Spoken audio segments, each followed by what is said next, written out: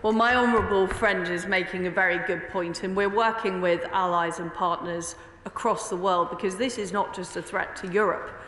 This is a threat to broader global stability. I was at a meeting of the OSCE, where many of those countries were represented in November, and I saw very strong statements against further Russian action in the region. Come to the Shadow Foreign Secretary, David Lamé. Mr. Speaker, as we stand here today, peace in Europe faces its greatest threat in decades. Our darkest moments in history have taught us that aggression must be challenged and bullies must be confronted. Putin's imperialism must be met with our utmost strength and resolve. 28 years ago, Britain, America and Russia promised that if Ukraine gave up its nuclear weapons, its sovereignty would be assured. Putin has already run roughshod over that by annexing Crimea and backing separatists in the Donbass. Now he threatens UK with full invasion. Can I ask the Secretary of State, at a time when arms control treaties have unravelled and non-proliferation efforts are under great strain, what message would it send to other countries in the world with nuclear ambitions, like Iran, if those assurances to Ukraine were worth nothing? Well, the right honourable gentleman makes an extremely good point. In the 1994 Budapest Memorandum, where Ukraine agreed to give up its nuclear weapons, it was in exchange for the continued protection of its sovereignty and territorial integrity. And it is absolutely right that this is not just about European security, which is, of course, incredibly important. It is also about the response we will see from other authoritarian regimes around the world if Putin is allowed to get away with what he is seeking to do. That is why it's important we work with allies from Japan to India to Australia, as well as the United States and our NATO allies, to strengthen our resolve, to strengthen our security, and make it absolutely clear that none of these regimes will succeed. David Lamé. Mr. Speaker, we owe it to the people of Ukraine to send a simple and united message. We support their sovereign democratic right to choose their own destiny, and we will stand with them in this struggle against Putin's reckless aggression. And we send a firm message to Putin, an unambiguous message that any aggression will come at a high price. So can the Secretary of State assure me that any Russian military incursion or attack will be met with a full package of sanctions, unprecedented in depth and severity, cutting Russia out of the global financial system, blocking ruble conversion, halting exports of semiconductors, and finally clamping down on the oligarchs who hide their ill-gotten wealth in this capital city? Well, I strongly agree, again, with the honourable gentleman. We will be making sure that we have the wherewithal to have a very severe package of sanctions in the case of any Russian incursion into Ukraine. And we've been working with allies like the United States, like France and Germany, to put that together. That's why we brought people together at the G7 in Liverpool, where we said there would be severe economic consequences of an incursion into Ukraine. It's important at this moment that we see all of our partners around the world step up. We are leading by example, but we want to see others follow that example. Davidson. Please, Mr. Speaker. Mr. Speaker, we are building a network of security partnerships to protect our people, our partners and our freedoms. My Right Honourable Friend the Foreign Secretary has already outlined a number of interactions she has had at the multilateral and bilateral level. These echo conversations that the Prime Minister has had. Last week she was in Australia alongside the Defence Secretary for talks with our Australian counterparts, and on 12th of January I myself was at NATO alongside European and Atlantic allies for the NATO-Russia Council. As the Foreign Secretary has made clear, we are working through these partnerships to advance our interests from a position of strength. Davidson. Minister for his response, and I am very proud of the firm support that the UK has shown for Ukraine as we see the increasingly unstable and threatening behaviour from Russia. Can my right honourable friend confirm that as Russia's threatening behaviour continues and intensifies towards Ukraine, that he and indeed all ministers are working with our global partners to encourage even further support for Ukraine? Mr. Speaker, I can absolutely confirm that our support for Ukraine is discharged both bilaterally in terms of training teams and defensive military equipment support, but we also support Ukraine through the work that we do at multinational levels, both through the Quad, which I attended recently, whether it be through NATO or other international institutions like the G7, for example, to ensure that all countries support the principles of self-determination, territorial integrity and peace and freedom. Chair of the Select Committee, Sarah Champion. Thank you. Mr. Speaker, as the world becomes more dangerous and more uncertain, we need to be tackling the root causes of security threats to the UK, namely poverty and instability overseas.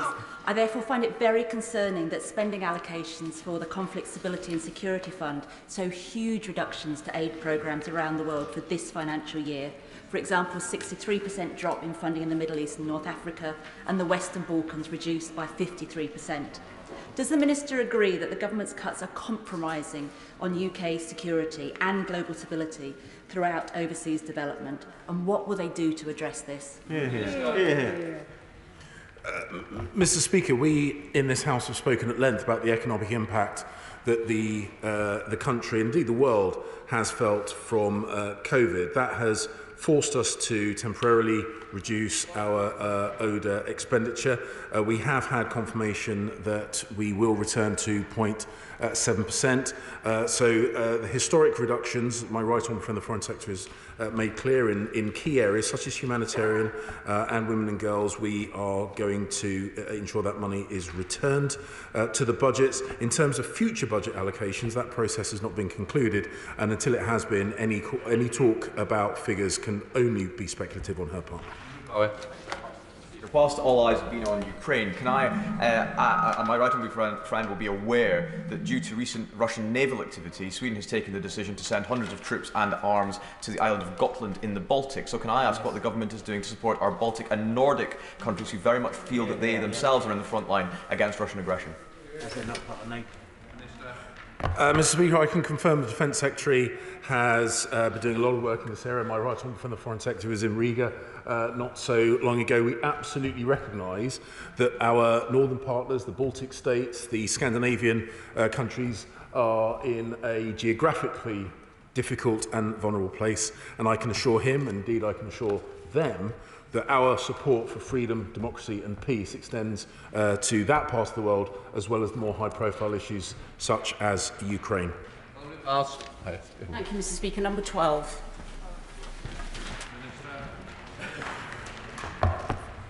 Mr. Speaker, I can assure her, the Honourable Lady, and indeed the House, that we remain committed to securing the immediate and permanent release of those British dual nationals unfairly detained in Iran. We continue to work together with our international partners. The Foreign Secretary, my right honourable friend, pressed the Iranian Foreign Minister on the 8th of November for Anousheh Shouri, Morad Tabaz and Nazanin Zaghari-Ratcliffe to be released and to return home to be with their families as soon as possible. I raised their cases with my Iranian counterpart, Deputy Foreign Minister Baghari Khani, on the 11th of November, and we continue to call on Iran to do the right thing and allow the immediate release and return home of these British dual nationals. Mr. Speaker, can I thank the Minister for his answer? But that was November. Anousheh Shouri is on a hunger strike and he needs diplomatic protection. He's innocent. Nazanin Zaghari-Ratcliffe, 6 years a hostage, innocent. Morad Tabaz, an environmentalist, innocent. Mehran Rauf, a trade unionist, innocent. Will the Minister commit to working closely with the United States Special Envoy, Robert Malley, and bring these innocent hostages home? Mr. Speaker, I would remind her, and the point I've made before, that our department works tirelessly, daily, in our attempts to bring these people home. And we do so not because questions are raised in the House or sent to us in correspondence, but because it is the right thing to do and is what we are committed to do. We work tirelessly with international partners, both in the region and across the Atlantic, to bring about the release of these people whose detention is completely illegitimate, completely wrong, and is the sole responsibility of the Iranian government. They are the ones who are in the position to release these people, and we call upon them to do so immediately. 14, please, Mr. Speaker. Yeah. Mr. Speaker, with permission, I will answer questions 14 and 20 together. A negotiated political settlement is the only way to bring long-term stability to Yemen. On 10th of January, I hosted UN Special Envoy for Yemen, Hans Grunberg, here in London, and reiterated the UK support for the UN-led peace process and to drive forward a political process in Yemen. We urge the parties to engage constructively in negotiations and to end this conflict, which is bringing death and suffering at an appalling scale.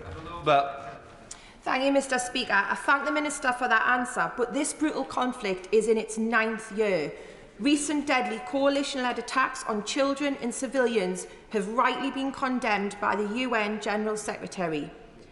As the UK are penholders at the UN for Yemen, does he believe the continued sale of arms from the UK and the recent withdrawal of UK aid is helping or hindering diplomatic efforts?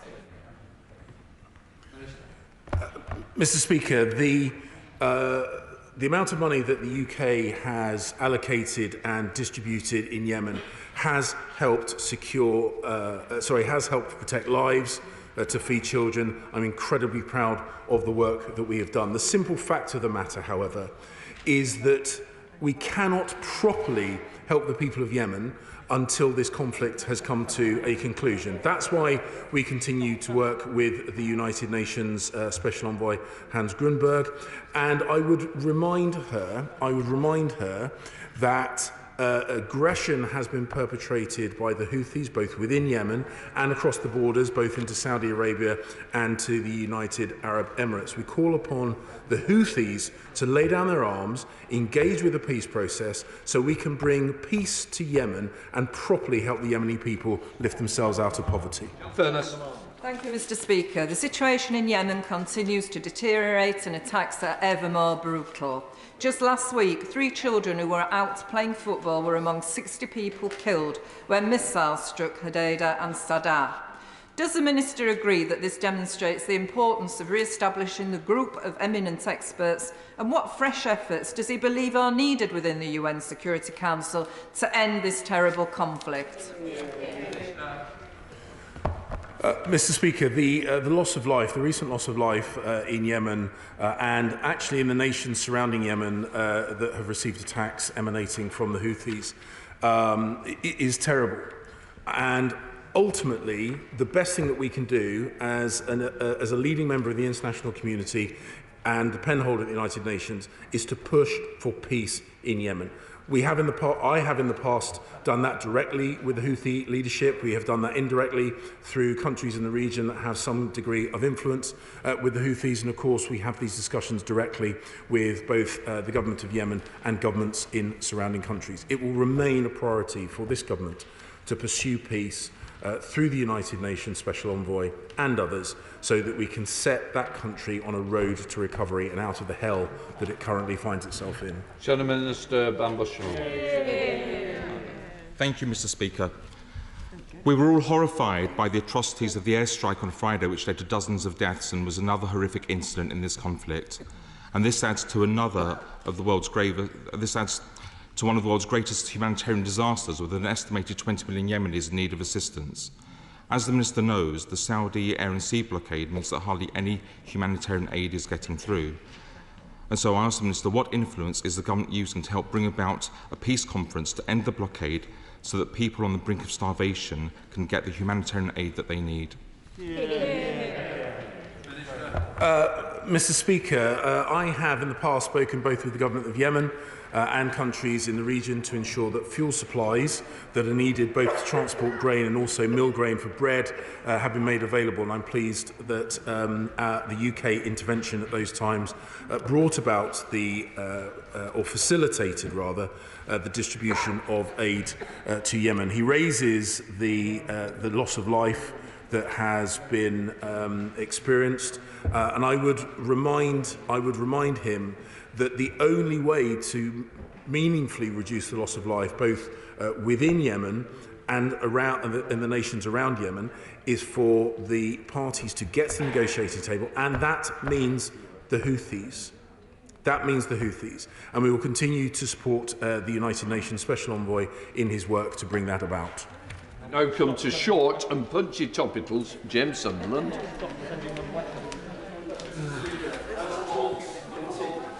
As talks, number one, please. Number one.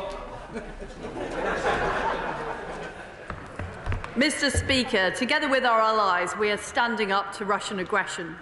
We will not tolerate their campaign of hybrid warfare aiming to destabilise democracies across Eastern Europe. We will continue to expose Russian disinformation, including attempts to install proxies and puppets. The UK is at the forefront of providing support to Ukraine with defensive weapons and through economics and trade. Any Russian military incursion would be a massive strategic mistake with severe costs. The Ukrainians will fight, and Putin should beware an intractable quagmire. James Sunderland. Mr. Speaker, as talks continue in Vienna on reviving the JCPOA nuclear deal, there are fears that Iran gets ever closer to a nuclear weapon. Can my right honourable friend please convince the House of what's happening to maintain peace in the Middle East? This negotiation is urgent and progress has not been fast enough.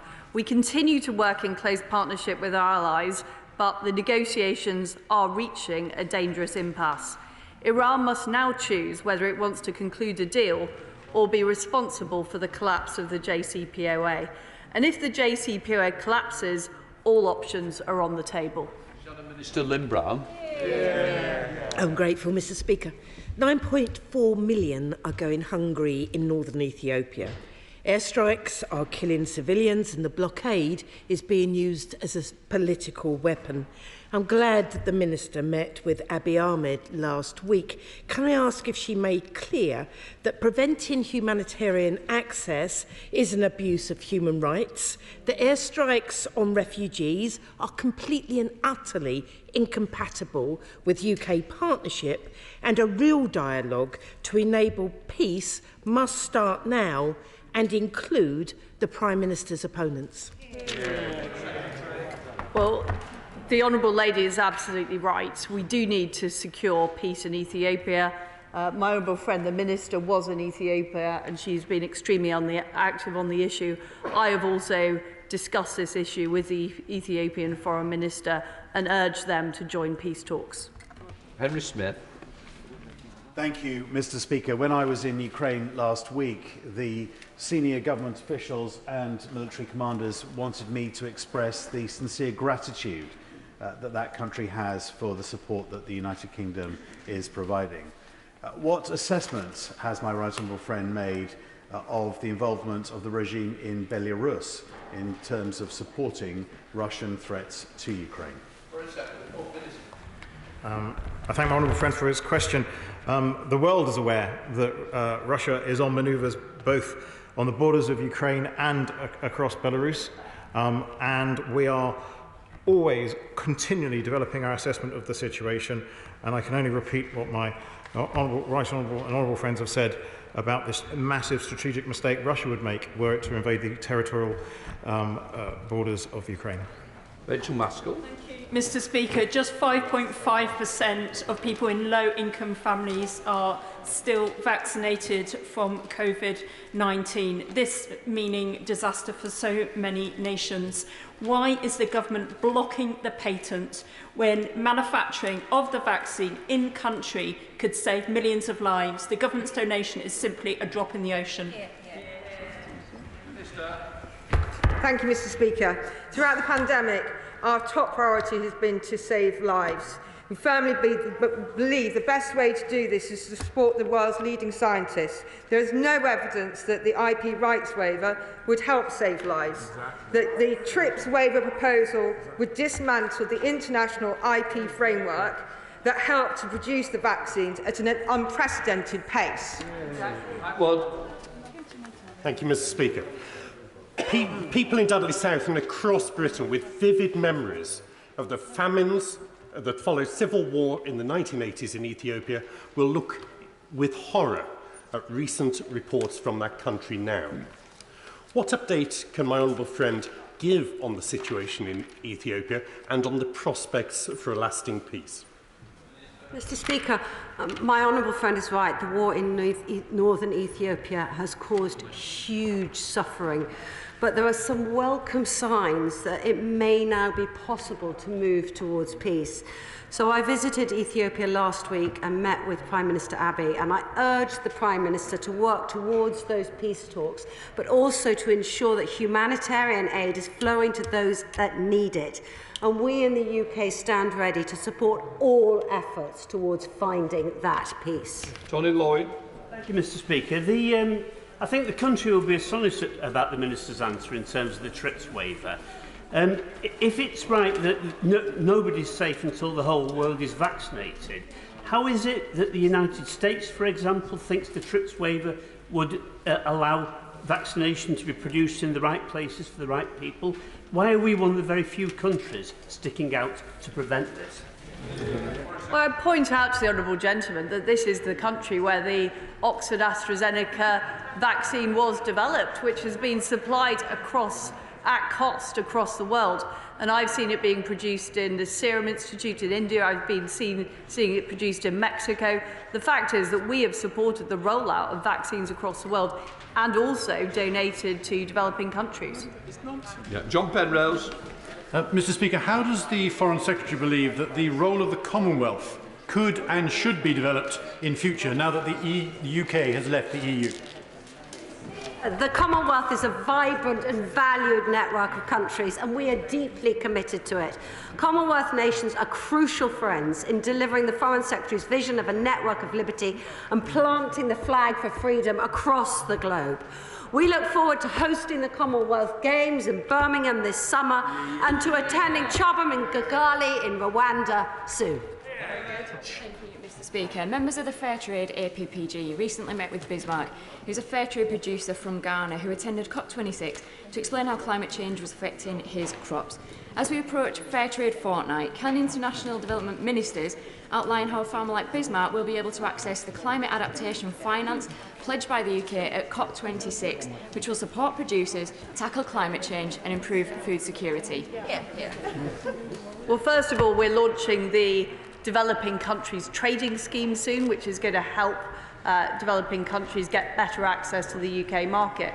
And we've also just launched British International Investment, which will help developing countries in their climate change adaptation by supporting their investment. Els Watling. Thank you, Mr. Speaker. With the leadership of NATO changing this September, does my honourable friend not think it apposite that the leadership should go to a representative from a country that is actually meeting its defence spending commitments, which is vital to repelling aggressions from states such as Russia? Mr. Speaker, the UK is very proud to be a long-standing, indeed founding member of NATO and to consistently meet its 2% target. NATO remains one of the most important institutions for Euro-Atlantic security, and I think it's incredibly important that the future leadership of NATO recognises traditional threats, as we are now seeing on the borders of Ukraine, but also emerging threats such as cyber, such as space, and in other realms of conflict. Marcella Cottada. Thank you, Mr. Speaker. Last week saw the first eviction of a Palestinian family in Sheikh Jarrah in East Jerusalem in 5 years.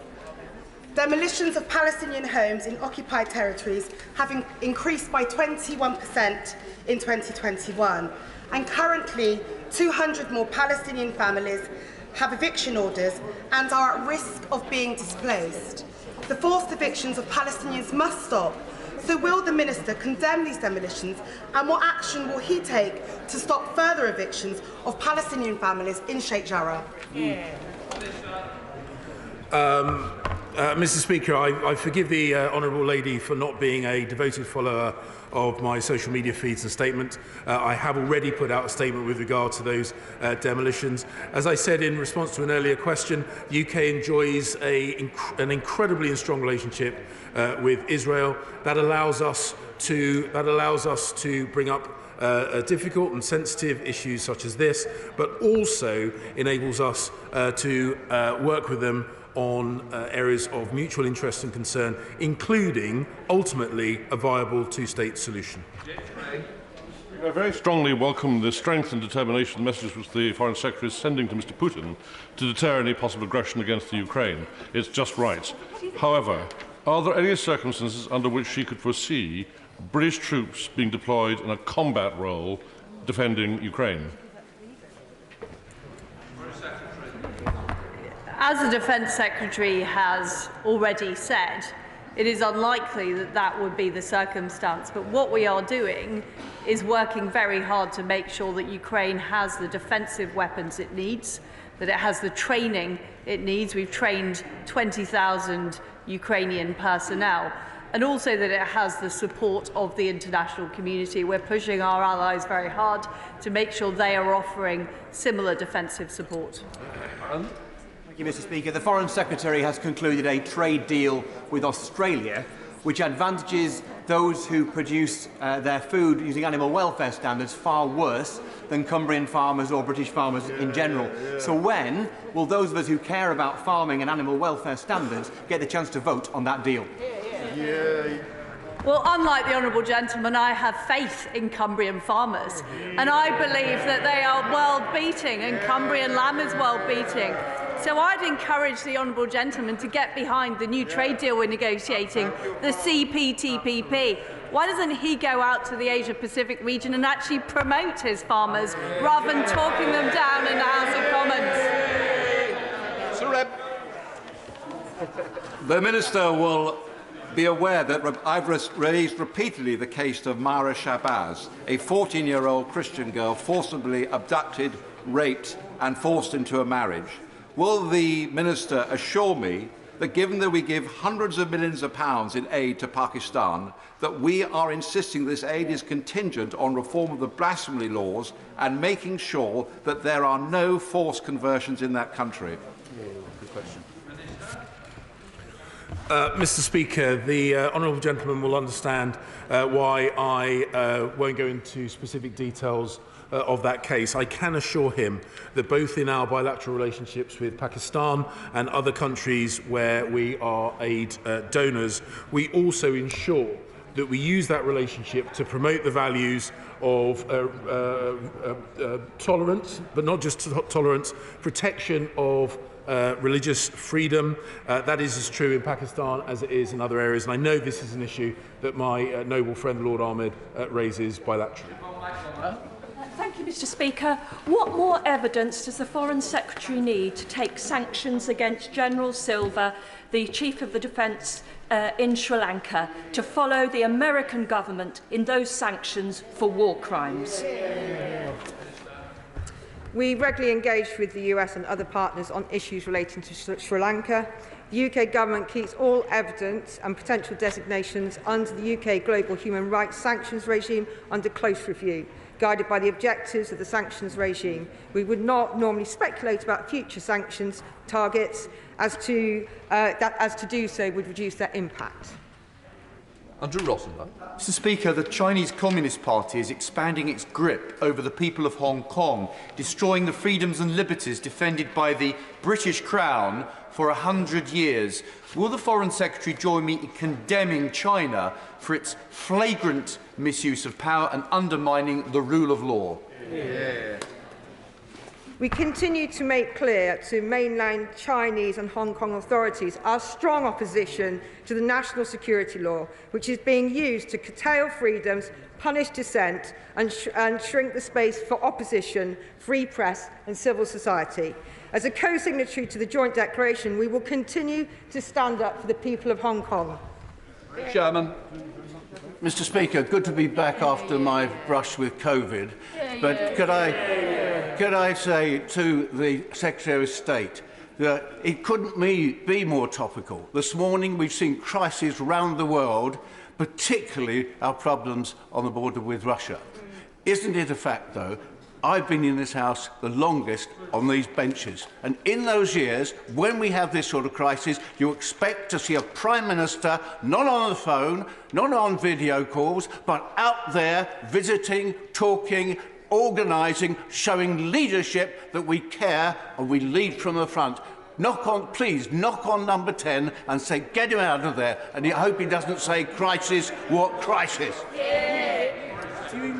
We have been leading on the response to Ukraine. Only last night, the Prime Minister was on a call with the President of the United States, the President of France, and the Chancellor of Germany. We are showing leadership in providing defensive support to Ukraine, in putting in place the toughest economic sanctions in the case of a Russian incursion. And I encourage the honourable gentleman to put his points to the Russian President. We now come to the urgent question. I call the Deputy Leader of the Opposition, Angela Rayner. Thank you, Mr. Speaker. To ask the Chancellor of the Duchy of Lancaster to make a statement on the status of the investigation into Downing Street parties following the statement from the Commissioner of the Metropolitan Police. Michael Ellis. Thank you very much, Mr. Speaker. Thank you. Mr. Speaker, as the House will be aware, earlier today the Commissioner of the Metropolitan Police confirmed that the Metropolitan Police Service will be investigating alleged breaches of COVID-19 regulations within government.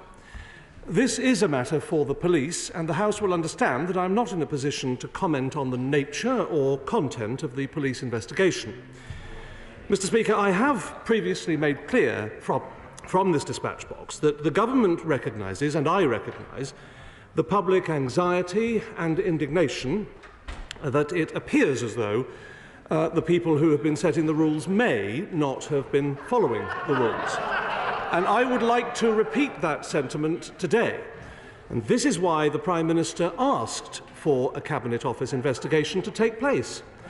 The terms of reference for that investigation, led by the Second Permanent Secretary at the Cabinet Office and the Department for Levelling Up Housing and Communities, Sue Gray, have been published and laid in the library of this House.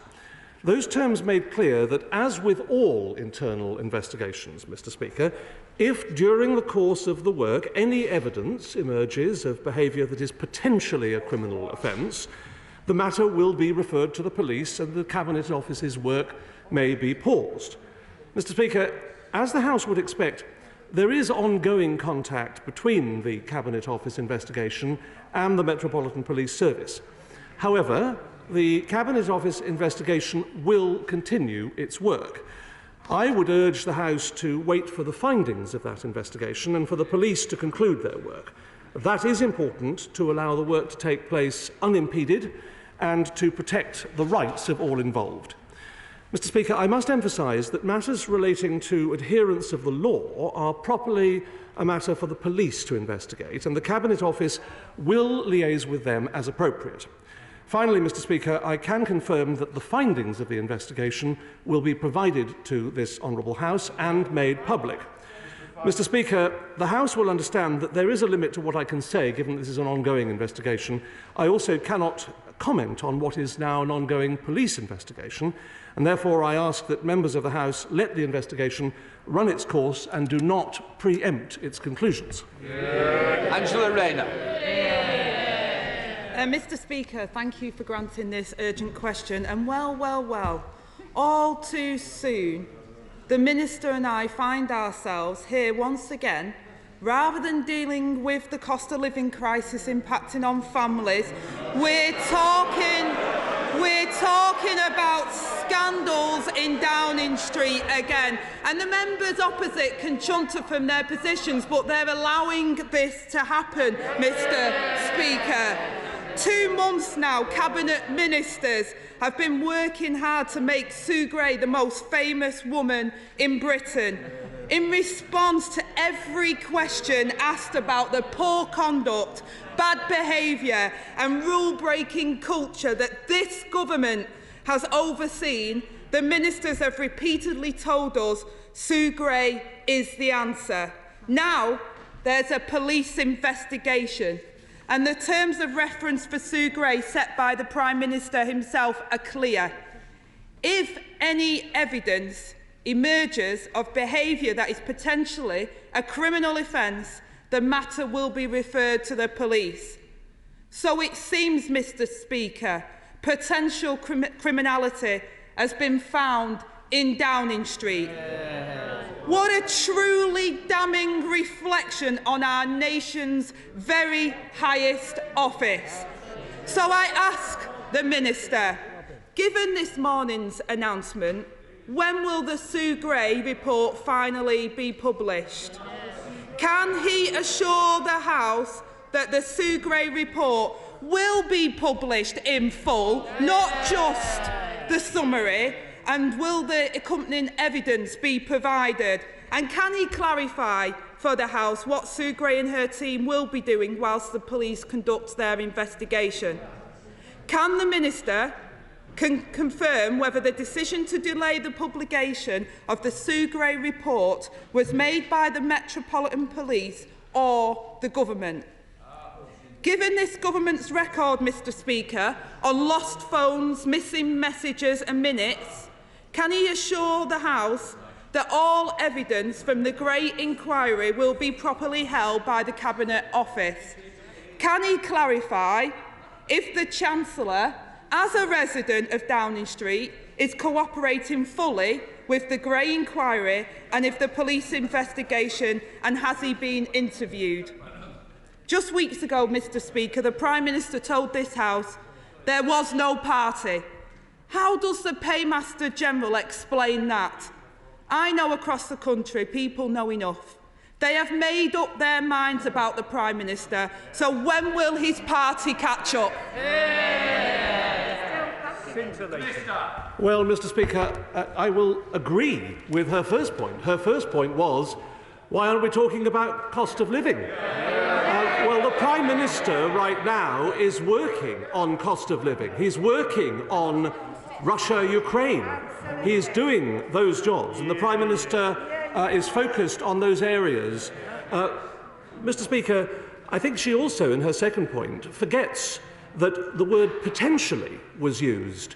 The reality of the matter is that the fact that the police are investigating the matter does not draw any conclusions. If she looks at the statement issued by the Metropolitan Police Commissioner, Cressida Dick, she has said that, stressed the fact that the Met is investigating does not mean that it will necessarily result in fixed penalty notices in every instance and to every person involved. So potentially is a key and operative word, and she wants to jump to conclusions, but she asks about the details of the investigation. Those are, of course, matters for the Cabinet Office and matters for the police. They're not details of which I would be informed. I wouldn't expect to be informed because the police have independent operational assessment of matters that are before them, and they will conduct the matter as they see fit. Sir Edward Lee. When Europe stands on the brink of war and there is a cost of living crisis, can we please have a sense of proportion over the Prime Minister being given a piece of cake in his own office by his own staff? I completely agree. Mr. Speaker, and on Burns Day, it's probably appropriate we should start with the line, "The best laid plans o' mice and men gang after gley." Or perhaps a line from the other great Scottish writer, Sir Walter Scott, "Oh, what a tangled web we weave when first we practise to deceive." I do wonder, Mr. Speaker, now that the police are finally involved, how much more personal humiliation and indignity will the Prime Minister be prepared to endure? But perhaps more importantly, how much more of this embarrassing circus are his colleagues prepared to tolerate before they act to remove this man from office, because this isn't going to go away. This wound is not going to heal miraculously by itself, and I'm sure we all know there's an awful lot more still to come out. So can I ask the Minister, at any time, has anyone from the Sugri inquiry contacted the Metropolitan Police? When did the Cabinet Office first learn of this police investigation? When does he now expect the Sugri report to be delivered? And finally, can he assure this House that when it is delivered, that it will be delivered in full, will be open and will be completely transparent for every member of this House to access? Minister. Well, he asks me questions about the police investigation, and I have no knowledge about that, and nor would I expect or should I have knowledge about it. And he asks about the publication, and I have already indicated that the findings of the investigation will be published. Carper. Thank you very much, Mr. Speaker.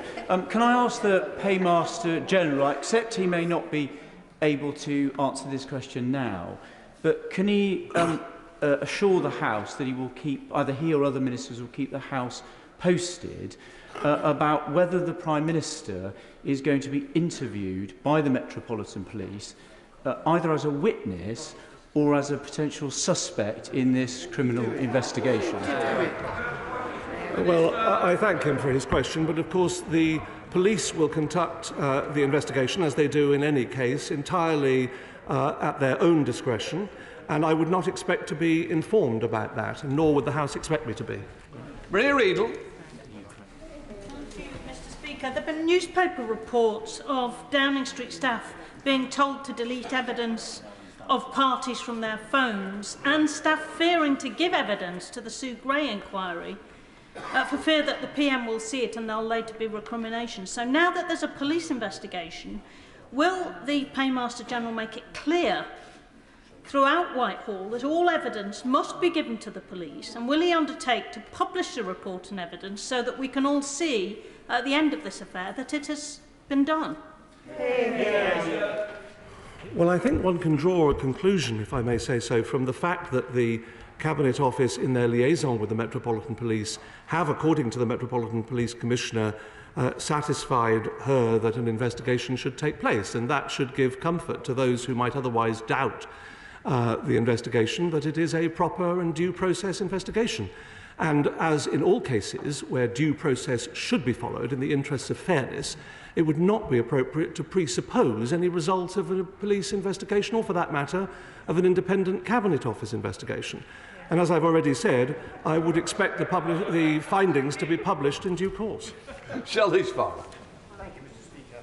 Would my right honourable friend agree with me that it is a long-standing convention in this House that when there are independent inquiries and investigations, they are allowed to run their course and prejudgments aren't made in this House? Yeah. Given that is the case, and it would be advisable that that convention be carried on, would my right honourable friend also agree with me that we really do need to concentrate on matters that really affect our constituents on a day-to-day basis?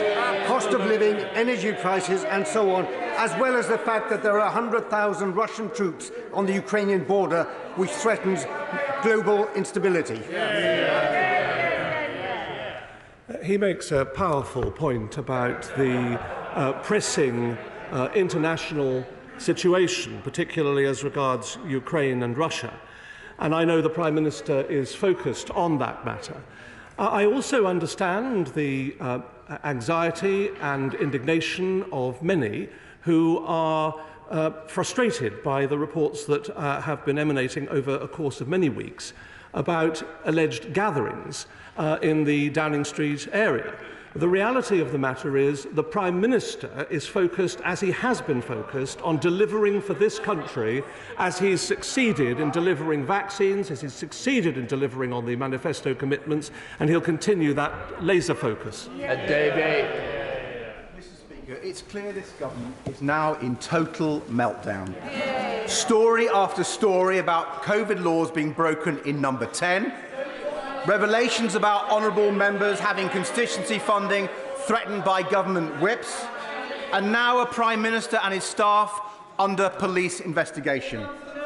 In the midst of a pandemic and a cost of living crisis, and with Europe on the brink of war in Ukraine, we cannot go on with this chaotic government. No.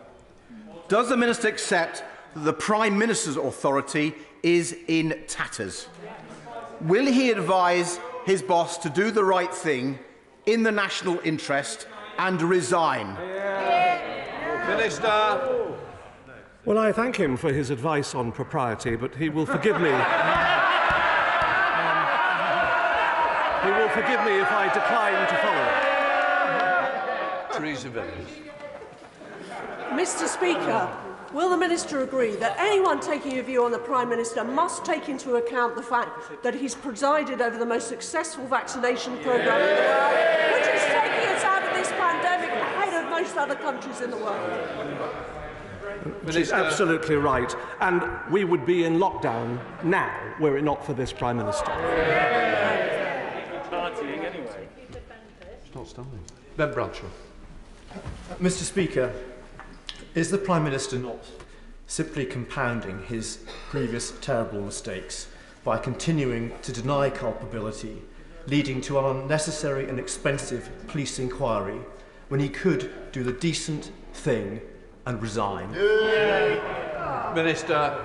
I'm sure he would expect fairness to apply to all in this country, whether it be one of his constituents or one of mine. And I would hope and expect that he would not wish to see unfairness to anyone. What we are doing is we are cooperating at the Cabinet Office with a police investigation. That will carry on and take its natural course, as police investigations invariably take their natural course in an orderly way, unencumbered by interference from the executive. David Morris. Thank you, Mr. Speaker.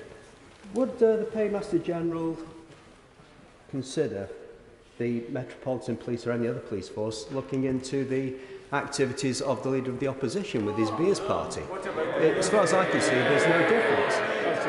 What would you say to that, Paymaster? Minister. Well, my honourable friend makes an interesting point, but of course police investigations and how they conduct themselves are operationally independent. I'm sure they will have heard what he said. Pete Wishart. Thank you, Mr. Speaker. Does he not think that it would be a good idea just to set up a police special operations unit and room in number 10 Downing Street? Because whilst they're looking at this one, they could perhaps look at cash for honours, cash for access, PPE for pals, paid advocacy, breaking the ministerial code, and just all the other general Tory badness. Minister. Well, I have to say, a quick Google analysis of the SNP would not be particularly edifying. But what I will say is that despite noises off, this Prime Minister is focused on what matters to the British people, and it's right that these matters conclude in an orderly way. Reb Stewart. Thank you, Mr. Speaker. I welcome this investigation. But you can see the absolute terror, the terror on the benches opposite. For this. For them, Partygate, they know they're up against a Prime Minister and a government which has brought youth unemployment to its lowest ever level.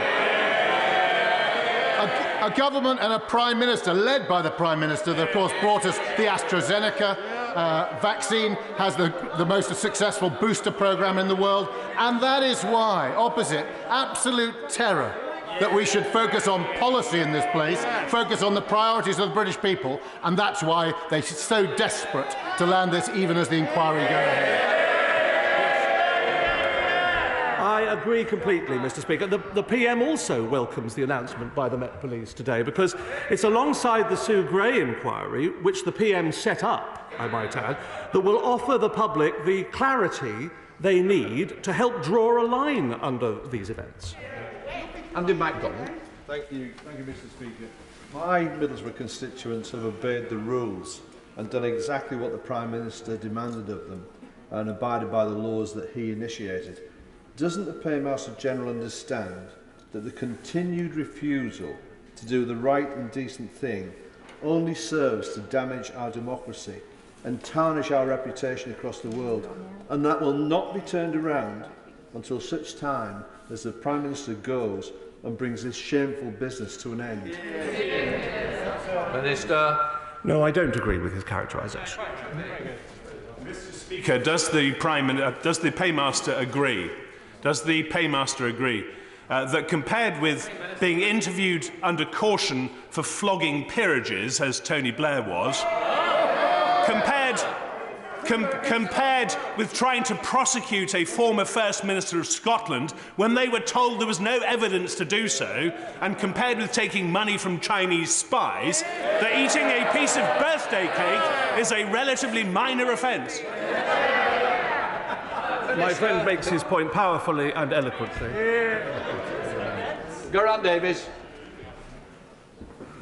Mr. Speaker, given that the police investigated and intervened in a number of parties across London on the 20th of May, can you explain, at the time enormous amounts of booze has been trundled into number 10 with enormous amounts of noise, why they didn't intervene at the time? And does that make him fear about any sort of fudging of this investigation, and perhaps another police force should intervene? Yeah.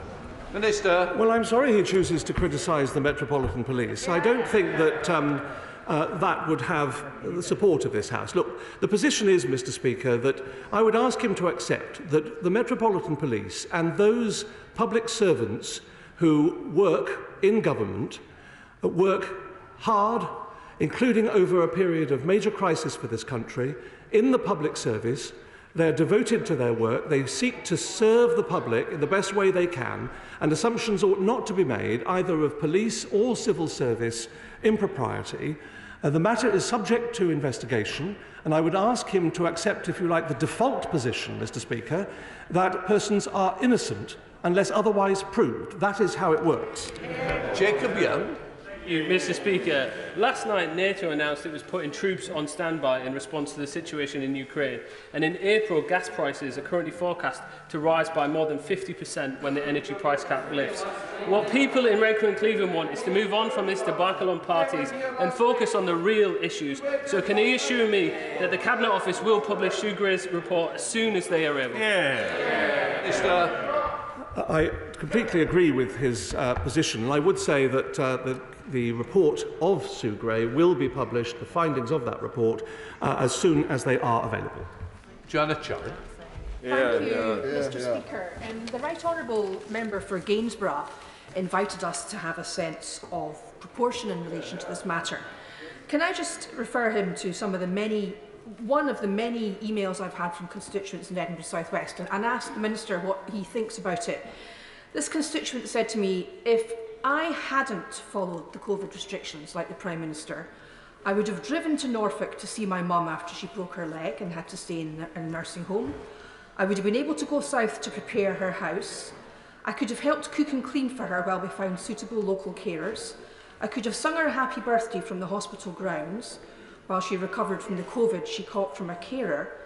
And I could have been with her when she died a few days later, 82 and alone in a ward of strangers.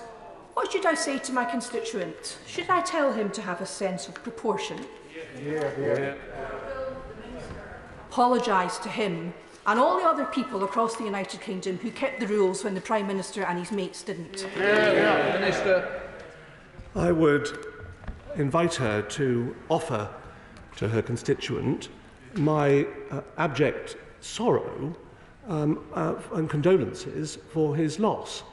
There is nothing that I can say to bring back that loss, but what I can say is that the Prime Minister, in his exercise of his functions over the course of this pandemic, has brought this country out of a dire situation into a situation now where we are leading the world in our arrangements around the pandemic, and where the Prime Minister will continue to focus on those priorities. Philip Holdebell. Could I welcome the Metropolitan Police inquiry and express surprise that it wasn't announced earlier? In his previous role as Attorney General, the Paymaster General will be more familiar than most with the COVID-19 regulations and the fixed penalty notices that have been issued. Can he confirm that they are summary offences, normally investigated within 6 months, and that the burden of proof is beyond reasonable doubt? Minister. Well, I'm grateful to my honourable friend for his question. I would prefer not to get into the legal position, as he can imagine, but what I would say is that I would expect, as would everyone, the police to conduct their investigation expeditiously, and they will do so at a time that, no doubt, is in accordance with their own procedures and protocols. He is right to raise the fact that there will be tests, evidence and burden of proof, and it is always right, of course, that a person in this country is innocent unless or until they be proven guilty. I'm expecting to run this to about 1:15 so we can help each other by speeding through. Debbie Abrahams. Mr. Speaker, what assessment has been undertaken on the damage that Partygate has on our economy, on inward investment and on the trust that the British people have with this government? Minister. Well, can I invite, she asks what assessment has been made.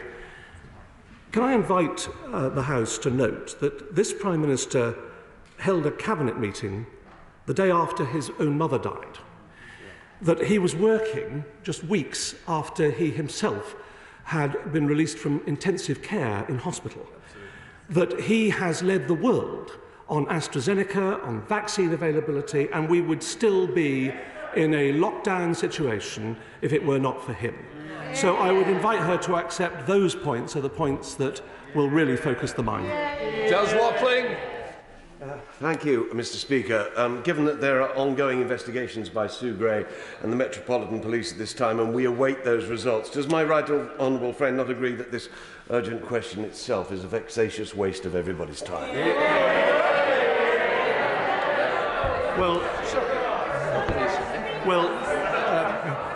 The allowance of urgent questions are a matter... Can I just say to the Minister, I'm sure he's not going to question my judgment because I'm the person that grants them, and I'm sure he'd like to withdraw that step, and it does need answering. Mr. Speaker, at your behest, I withdraw the question. Absolutely. Right, Alison Thewlis. Thank you very much, Mr. Speaker. One of my constituents, Billie Jean, was in touch. Billie Jean was in university accommodation during the pandemic and was fined £100 for having a gathering of 11 people during that pandemic. Billie Jean says that while they were being fined and disciplined by their university, the Prime Minister was living a lush life of champagne and party nibbles. Would the Minister like to apologise to my constituents and everybody else for having done one thing in Downing Street while people in the world outside have done quite another? No, her constituent would either, in order to have been fined, would either have had to admit wrongdoing or been found guilty in a court of law on the evidence before that court. So the situation is completely different. No such state of affairs exists as far as number 10 is concerned to the Prime Minister. Mr. Anderson. Thank you, Mr. Speaker. I fought in bloody conflicts in Europe, and at the moment we're seeing hundreds of thousands of Russian troops on the Ukrainian border, what could see the bloodiest conflict for generations. We're wasting time here, and every time Sorry, Mr. Speaker. Every time the opposition call for our Prime Minister to resign, does my right honourable friend agree that we're only strengthening Putin's hand and destabilising negotiations? He is quite right to focus on what matters around the world and indeed to the Prime Minister of this country. Thank you, Mr. Speaker. Every day in my constituency of Birkenhead, parents are going hungry so that their children can eat, while elderly people are living in freezing homes because they simply can't afford to put the heating on. Will the Minister concede that this government is more interested by its own internal turmoil than in helping the most in need? And will he now join calls to the Prime Minister to step aside so that we can finally begin to get to grips with this soaring cost of living? Minister. As I said in this House last time, Mr. Speaker, the Prime Minister is going nowhere. Martin Docker to use. Last night, Mr. Speaker, the food critic Jay Rayner quoted the late, great Julia Childs who once said, "A party without a cake is just a meeting. Johnson's staffers supplied a cake, ergo, it was a party." I wonder if the Paymaster General agrees not only with Jay Rayner, but the late, great Julia Childs. Minister. Well, if whilst at work someone eats a cake for 10 minutes, I don't think conclusions can be drawn from that. So he is putting the horse before the cart, or the cart before the horse, or whatever the phrase. Jenkinson. Mr. Speaker, is it not the case that the opposition benches are in cahoots with media to undemocratically depose this Prime Minister, not because he's an electoral liability for them, for us, but because he's an electoral liability for them? Minister. Well, one has to wonder the focus of the party opposite on gatherings from 2 years ago, as alleged, when they're not focused on the Ukraine, on massing troops, Russian troops at the border of Europe, is quite extraordinary. What we're doing is we're focusing on the matters that really make a difference to the people of this country, whilst the police and the Cabinet Office continue their investigation. Gardner. What an insult. Given that it has taken 6 weeks since the Mirror first broke the story of parties in Downing Street to have a police inquiry, what consideration has the government given to appointing Pippa Crerar as the Commissioner of the Metropolitan Police? Well, I have no reason to be concerned about who the Metropolitan Police Commissioner is. Thank you, Mr. Speaker. Over the weekend and the last couple of days, I've been out and about with my constituents in Great Grimsby, and they are sick and tired of listening to this constant thread. And they are happy, very happy, that essential workers have gathered together for 2 years to get us through this pandemic. And would my right honourable friend send a message to the Prime Minister that they support his policies and they want him to carry on getting on with the job? I will gladly send that message to the Prime Minister, and in fact her message is very similar to messages that the Prime Minister is hearing from our colleagues around this House, and that is the focus that it matters. Thank you, Mr. Speaker. And does the Minister really think that it is in the interests of our country, not the Prime Minister, that he remain at the helm, giving public health advice to the people of Newcastle and security reassurances to the people of Ukraine, whilst mired in scandal and facing criminal investigation? Minister. I do, passionately.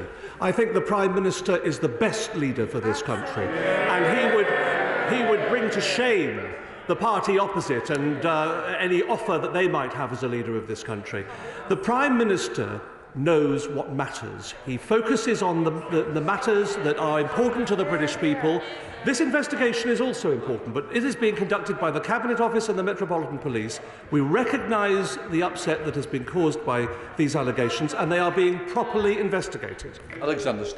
Speaker, I know myself, colleagues and constituents were shocked by alleged lockdown rule breaking by none other than the leader of the opposition, the right honourable, my gallant friend, Keir Starmer. Does my honourable friend agree with me that there can be no hypocrisy and all sides need to be investigated because after all, those in glass houses shouldn't throw beer bottles? I'm sure hypocrisy wasn't aimed at an individual member, surely not. No. Minister, I think it's badly phrased. Now, Thank you, Mr. Speaker. Well, nothing in the law forbade people who were legitimately and genuinely at work from having a 10-minute coffee break in between meetings. And I'm sure people were doing that around the country, whether they ate cake with it or not. The reality of the matter is that his point was completely accurate. Dame Diana Johnson. Thank you, Mr. Speaker. The Home Affairs Select Committee has been following the issue of the consistency of enforcement of COVID regulations, as we are well aware of how failure to do so can erode public trust. And the Home Affairs Select Committee will have an opportunity to ask questions of the Metropolitan Commissioner soon. But as the police have primary responsibility for criminal investigations in this country, does the Minister think that it would have been much better to have passed this on to the Metropolitan Police as soon as these allegations came to light, and that we would now be concluding that investigation by the Metropolitan Police, and he would have to stop coming to this House of Commons to defend the Prime Minister? Well, Minister, I know that the Honourable Lady is very fair, chair of the Home Affairs Select Committee, and she will acknowledge that the police have their job to do. It is not a matter for the government or the executive to refer matters. That has been done by the Cabinet Office independently as part of their investigation. And as to the length of the police investigation, we have no idea how long that will be.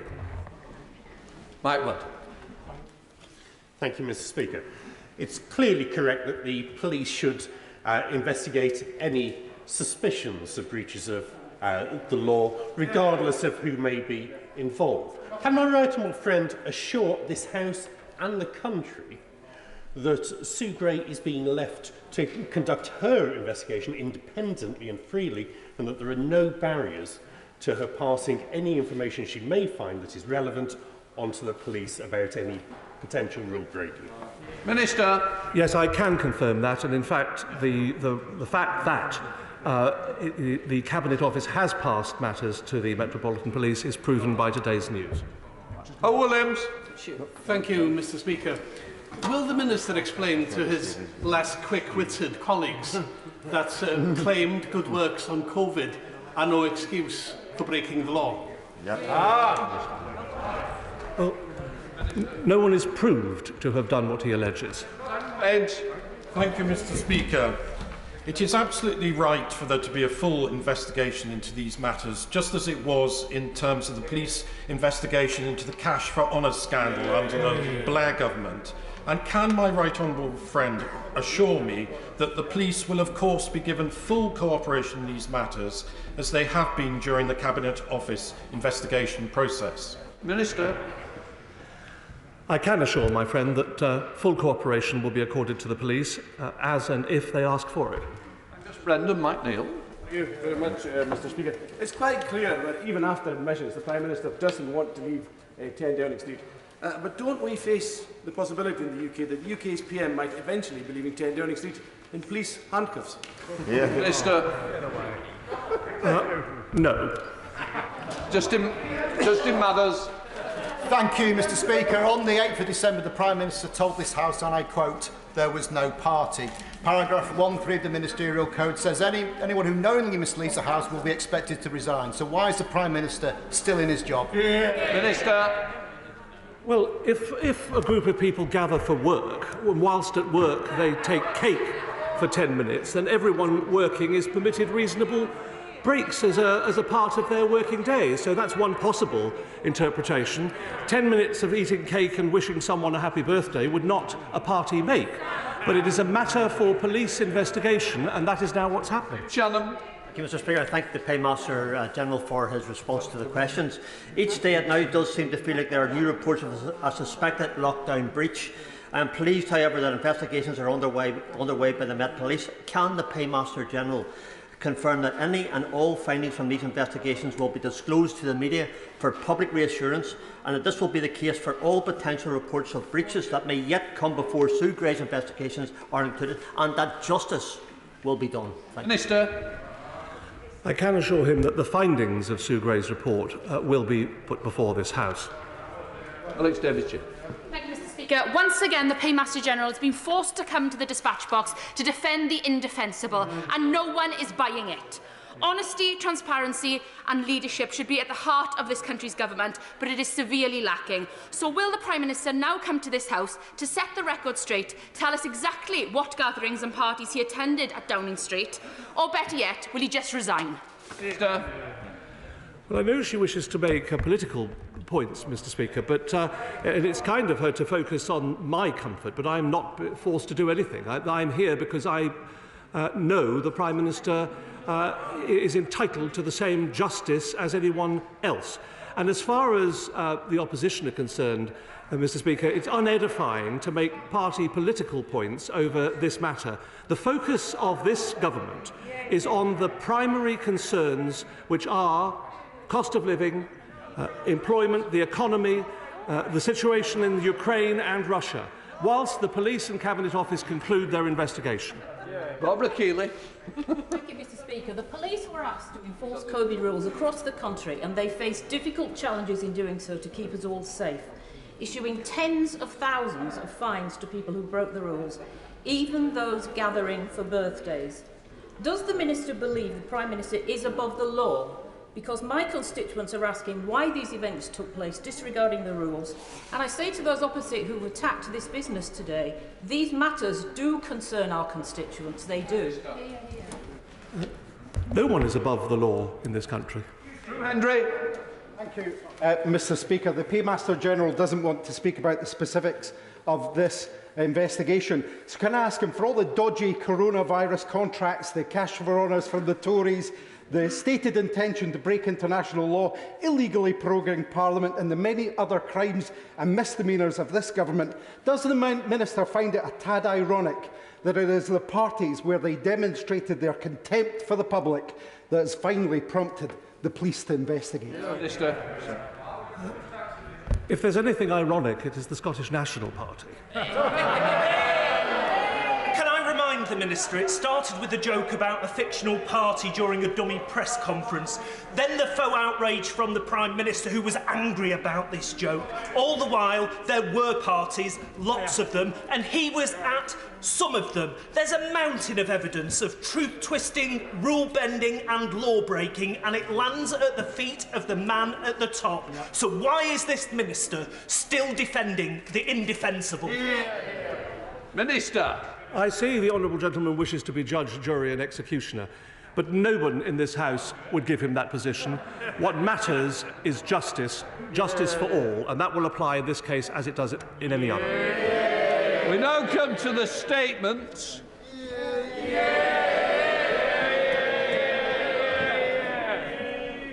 I now call the Prime Minister. Prime Minister.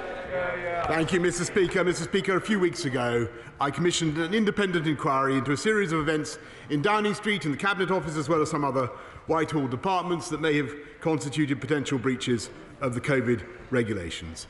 That process has quite properly involved sharing information continuously with the Metropolitan Police, so I welcome the Met's decision to conduct its own investigation, because I believe this will help to give the public the clarity it needs and help to draw a line under matters. But I want to reassure the House, Mr. Speaker, and the country that I and the whole government are focused 100% on dealing with the people's priorities, including the UK's leading role in protecting freedom around the world. And with permission, I will make a statement about the United Kingdom's response to the situation in Ukraine.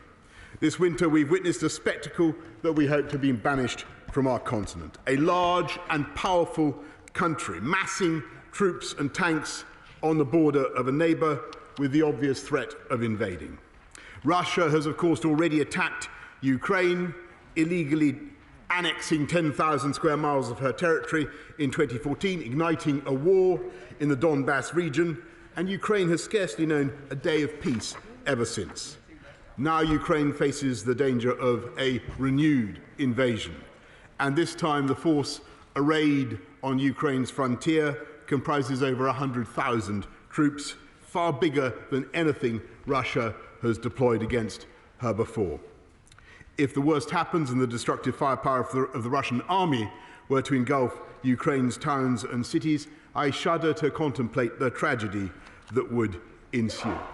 Ukrainians have every moral and legal right to defend their country, and I believe their resistance would be dogged and tenacious, and the bloodshed comparable to the First War in Chechnya or Bosnia, Mr. Speaker, or any other conflict that Europe has endured since 1945. No one would gain from such a catastrophe. Russia would create a wasteland in a country which, as she continuously reminds us, is composed of fellow Slavs, and Russia would never be able to call it peace. For months, Britain has worked in lockstep with the United States and our allies across Europe to avoid such a disaster. We've sought to combine dialogue with deterrence, emphasising how a united Western alliance would exact a forbidding price for any Russian incursion into Ukraine, including by imposing heavy economic sanctions. And at the same time, we stand ready, as we always have, to address any legitimate Russian concerns through honest diplomacy.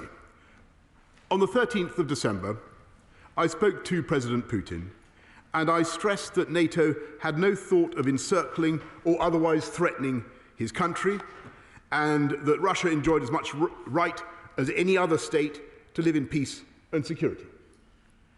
But, as I said to him, Ukraine also enjoys an equal and symmetrical right to that of Russia. And I said that any attack on his neighbour would be followed by tougher sanctions against Russia, further steps to help Ukraine defend herself, and by an increased NATO presence to protect our allies on NATO's eastern flank.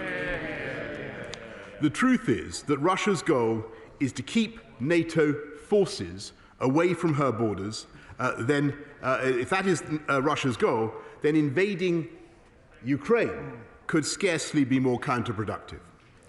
My right honourable friends, the Foreign and Defence Secretaries, have both conveyed the same message to President Putin, and I'm prepared, of course, ready to speak to him again.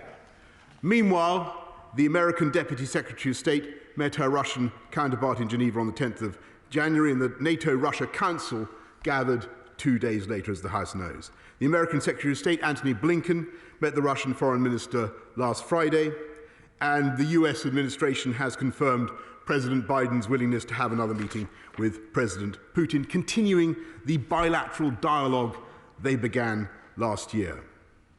But credible deterrence is the other side of the coin. Last night I held a virtual meeting with President Biden, President Macron, Chancellor Scholz, President Duda, Prime Minister Draghi, General Secretary Stoltenberg, President Michel, and President von der Leyen. We agreed that we would respond in unison to any Russian attack on Ukraine, in unison, by imposing coordinated and severe economic sanctions, heavier than anything we have done before against Russia. And we agreed on the necessity of finalising these measures as swiftly as possible in order to maximise their deterrent effect. We in the UK will not hesitate to toughen our national sanctions against Russia in response to whatever President Putin may do, and the House will soon hear more on this from my right honourable friend, the Foreign Secretary.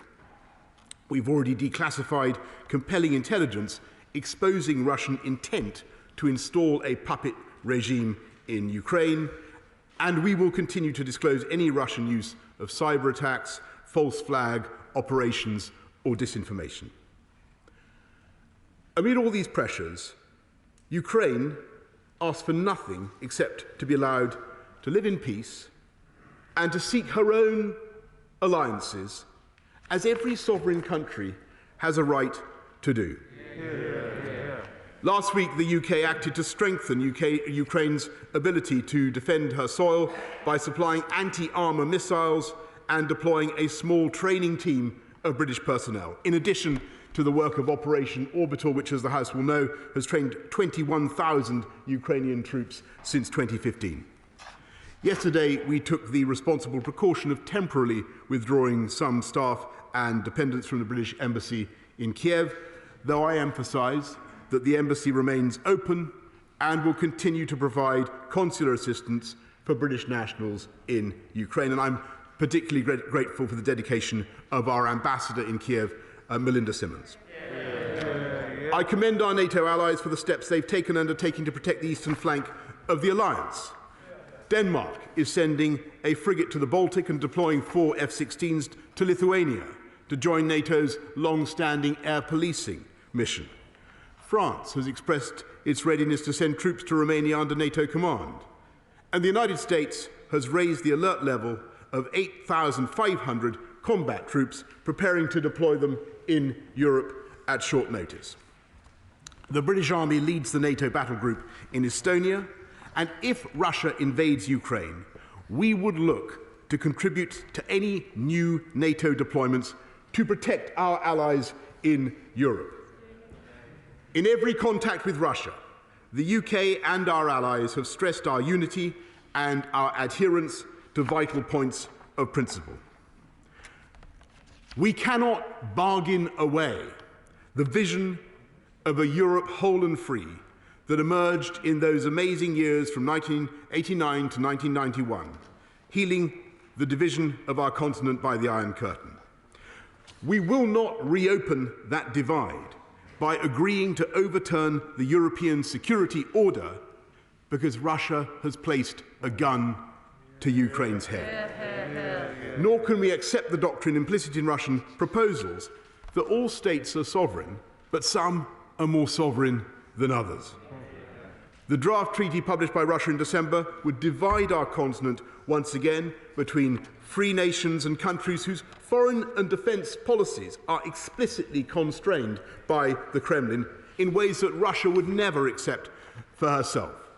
More than half of Europe, including a dozen or more members of NATO and of the European Union, would be only partially sovereign and required to seek the Kremlin's approval before inviting any military personnel from NATO countries onto their soil. The Czech Republic, at the very heart of Europe, hundreds of miles from Russia, would have to ask the Kremlin for permission if she wanted to invite a company of German infantry to join an exercise or even to help with flood defences. There is nothing new about large and powerful nations using the threat of brute force to terrify reasonable people into giving way to otherwise completely unacceptable demands. But if President Putin were to choose the path of bloodshed and destruction, he must realise that it would be both tragic and futile. And nor should we allow him to believe that he could easily take some smaller portion of Ukraine to salami slice because the resistance will be ferocious. Anyone who has been to Kiev, as I have, and stood by the Wall of Remembrance, studied the portraits of nearly 4,500 Ukrainians who've died in defence of their country since 2014. The total death toll stands in excess of 14,000. Anyone who's been there will know that the Ukrainians are determined to fight and have become steadily more skilled at guerrilla warfare. And if Russia pursues this path, many Russian mothers' sons will not be coming home. And the response in the international community would be the same, and the pain that will be inflicted on the Russian economy will be the same. When I spoke to President Putin, I also reminded him that at crucial moments in history, Britain and Russia have stood together. The only reason why both our countries are permanent members of the UN Security Council is because of the heroism of Soviet soldiers in the struggle against fascism, side by side with ourselves. I believe that all of Russia's fears could yet be allayed, and we could find a path to mutual security through patient and principled diplomacy, provided that President Putin avoids the trap of starting a terrible war. And, Mr. Speaker, a war that I believe would earn and would deserve the condemnation of history, and I commend this statement to the House. We now come to the Leader of the Opposition, Keir Starmer. Thank you, Mr. Speaker, and can I thank the Prime Minister for advance sight of his statement. And I'm grateful to the Defence Secretary for keeping the opposition informed of developments throughout the crisis. When the Soviet Union collapsed, Britain, Russia and the United States made a solemn agreement with Ukraine. In exchange for giving up nuclear powers and weapons, Ukraine's security was to be guaranteed and its independence would be respected. Ukraine has kept its end of the deal. President Putin has not. His Russia has annexed Crimea, supported separatist conflict in Donbass, and now massed over 100,000 troops on Ukraine's borders. These are repeated and unjustifiable acts of aggression. So Labour stands resolute in our support of Ukraine's sovereignty, independence and territorial integrity. That was made clear when our Shadow Foreign Secretary and Shadow Defence Secretary visited Kiev a fortnight ago, and I made it clear to the Ukrainian ambassador when I met him last week. This isn't just a local dispute on the other side of the continent. It's an attempt by President Putin to turn back the clock, to re-establish Russian force as a means of dominance over parts of Eastern Europe. And it's a direct threat to the anti-imperialist principle that sovereign nations are free to choose their own allies and choose their own way of life. That is why it is crucial that we in this House are united in opposing Russian aggression. So let me be clear. The Labour Party supports the steps that the government has taken to bolster Ukraine's ability to defend itself. We support international efforts to deter Russia from further aggression and the vital diplomatic efforts to de-escalate the situation. Can the Prime Minister assure the House that during talks, the UK and our partners will be resolute in our defence of Ukraine's sovereignty and the security of our NATO allies? For too long, the implicit message to Moscow has been that President Putin can do what he likes and the West will do little to respond. We must now change course and show Russia that any further aggression will result in severe real-world consequences. For Britain and our allies, that will mean taking tough decisions. That won't be easy. Widespread and hard-hitting sanctions must include cutting Russia's access to the international financial system. Europe's over-reliance on Russian energy supplies is well documented, and it simply must be addressed. And in Britain, we have failed to rid our economic and political systems of the ill-gotten money used to support the Putin regime. If we take our obligations to global security seriously, we cannot go on allowing ourselves to be the world's laundromat for illicit finance. Labour has a 4-point plan. Really? First, reform Companies House to crack down on shell companies. Second, a register of overseas entities to lift the veil on who owns property and assets in the UK. Thirdly, tougher regulation on political donations. And finally, implement the recommendations of the cross-party Russia support to bolster national security. So I ask, will the Prime Minister support these measures to rid the UK of the loot of the corrupt Russian elite? We cannot stand up to Russian aggression abroad while facilitating Russian corruption at home.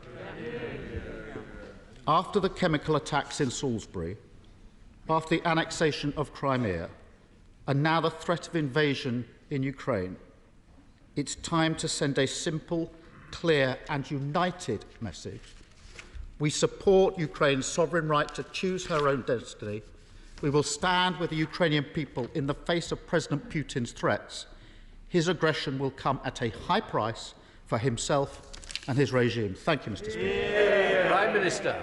Mr. Speaker, I thank the right honourable gentleman, and I must say that I'm very glad that he supports the sovereignty and territorial integrity of Ukraine. And he's right to ask about the assurances that this country has given to Ukraine. And I must say that I have repeatedly told Volodymyr Zelensky, as I told his predecessor, Petro Poroshenko, many times, we stand foursquare behind the independence and sovereignty of Ukraine, Mr. Speaker, and we always will. And we have a hard-hitting package of sanctions ready to go. What I think would be fair to say is we want to see our European friends ready to deploy that package as soon as there should be any incursion at all by Russia into Ukraine. He asks about what we're doing to track down Russian money in this country and in this city. As he knows, we're bringing forward measures for a register of beneficial interest, Mr. Speaker, but I don't think there's any country in the world that has taken tougher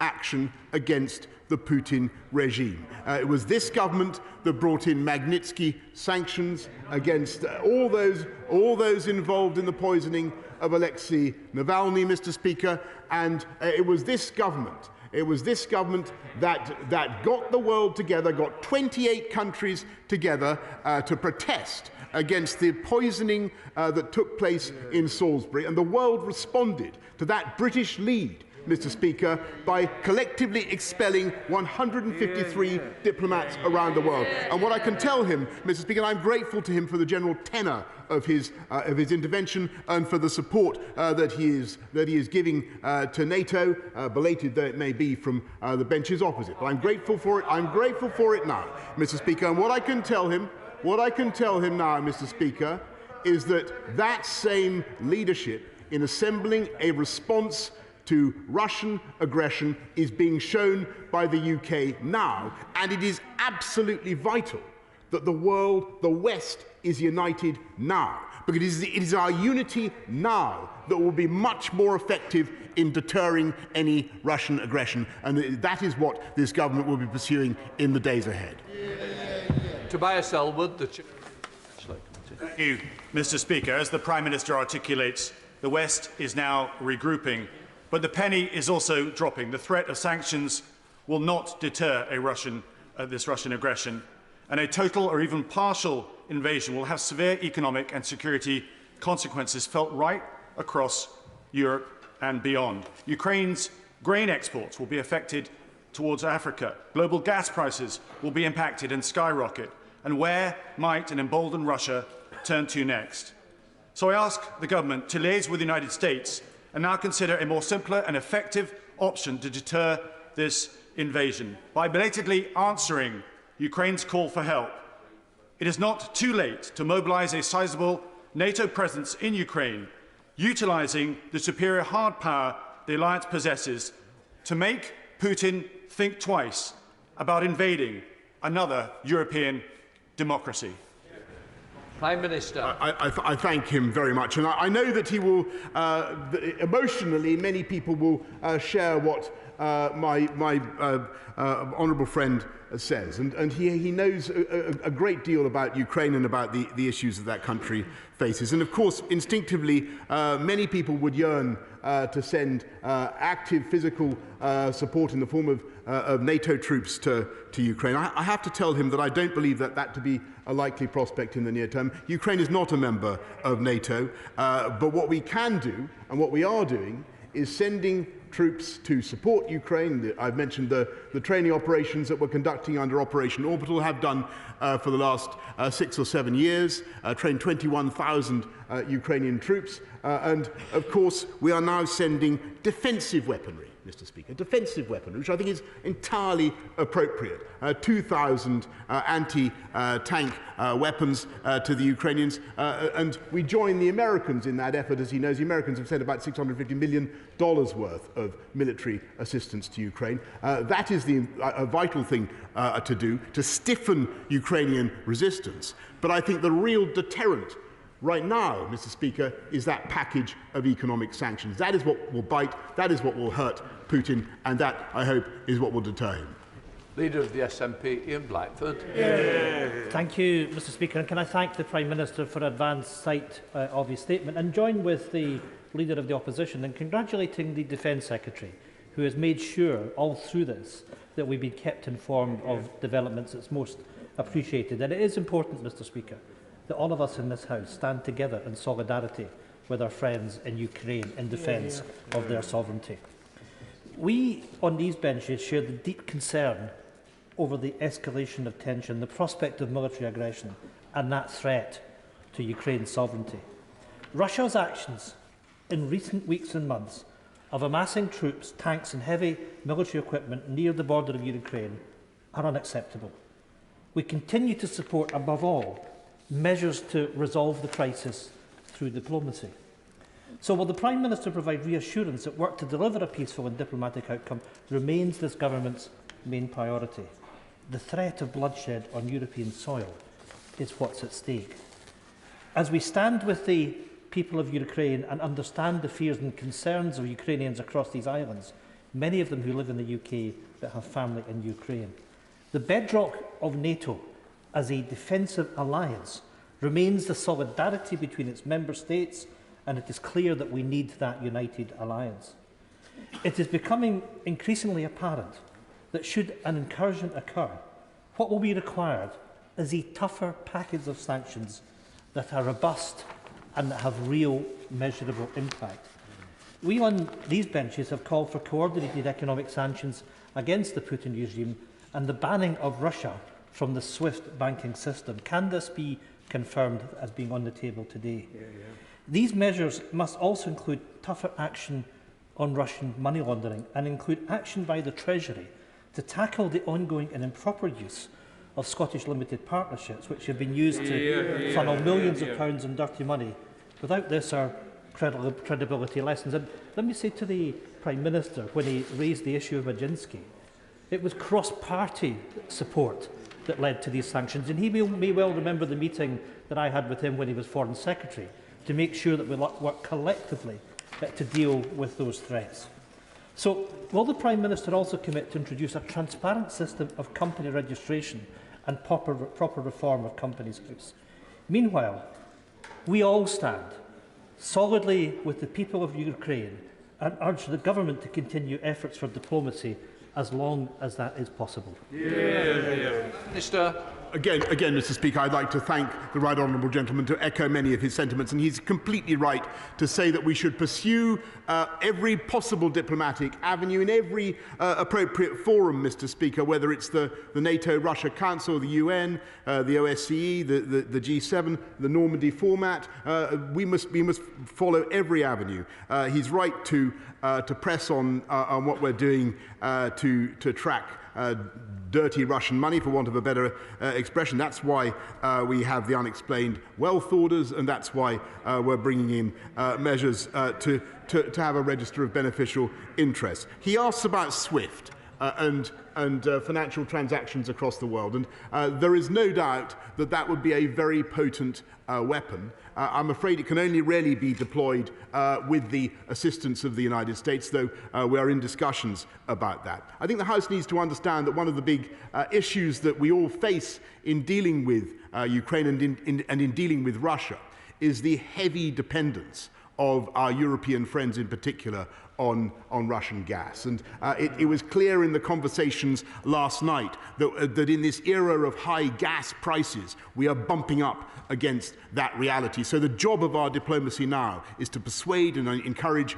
our friends to go as far as they can to sort this out and to come up with a tough package of economic sanctions, because that is what the situation requires. Chair of the Select Committee, Tom Tugendhat for Foreign Affairs. Mr. Speaker, my right honourable friend will remember when he was Foreign Secretary, the Foreign Affairs Committee published a report entitled Moscow's Gold about dirty Russian money flowing through our system, and the call for us to have various registers of not only ownership but also foreign agents operating within our system. We've had a reminder only a week ago of why this is so important. Would he tell me what he is doing to work with partners across Europe to make sure that we stand together and do not just act as a voice outside the Kremlin, but make sure that Putin's acolytes who have profited from his kleptocratic regime act as voices inside the Kremlin, telling Putin what he is risking, because the impressive work that the Defence Secretary has done in helping to support our Ukrainian friends could be undermined if the Kremlin doesn't listen to the very real danger that it faces today. Well, Prime Minister. Mr. Speaker, it is absolutely right that the best way to get attention in the Kremlin and in Moscow generally is to have sanctions that are directed at the individual, like Magnitsky sanctions, for instance. But that is what we will be coming forward with, as well as sanctions that are directed at companies, Mr. Speaker, that are of crucial strategic Russian interest. Chris Brown. Thank you, Mr. Speaker. In Kiev and Kramatorsk last week, we met politicians and community leaders who will not only be worrying for the future of their country, but will be worrying for they'll be fearful for their own lives. And I've been arguing for a very long time that the arguments that President Putin uses about Russian speakers in Ukraine are exactly the same as Adolf Hitler advanced over the Sudeten Germans in Czechoslovakia in the 1930s. I agree with the Chair of the Foreign Affairs Committee that we do need to see full implementation of the Moscow Gold report.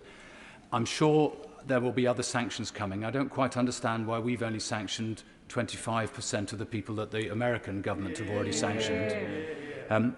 But this House will stand ready alongside the Prime Minister if he needs to introduce further legislation, for instance, to seize Russian assets in the UK, and to make sure that the unexplained wealth orders, which have only worked in 3 cases in the last 4 years, actually have an effect. We stand ready to stand by the Ukrainian people. Prime Minister. I thank him very much, and I think he's completely right in what he says. His analysis of Russian, certainly of Putin's intentions towards Ukraine. I'm sure he's read the 5,000-word essay by Vladimir Putin about Ukraine and the origins of Russia. It's clear what his psychological, what his emotional, the wellsprings of his thinking are.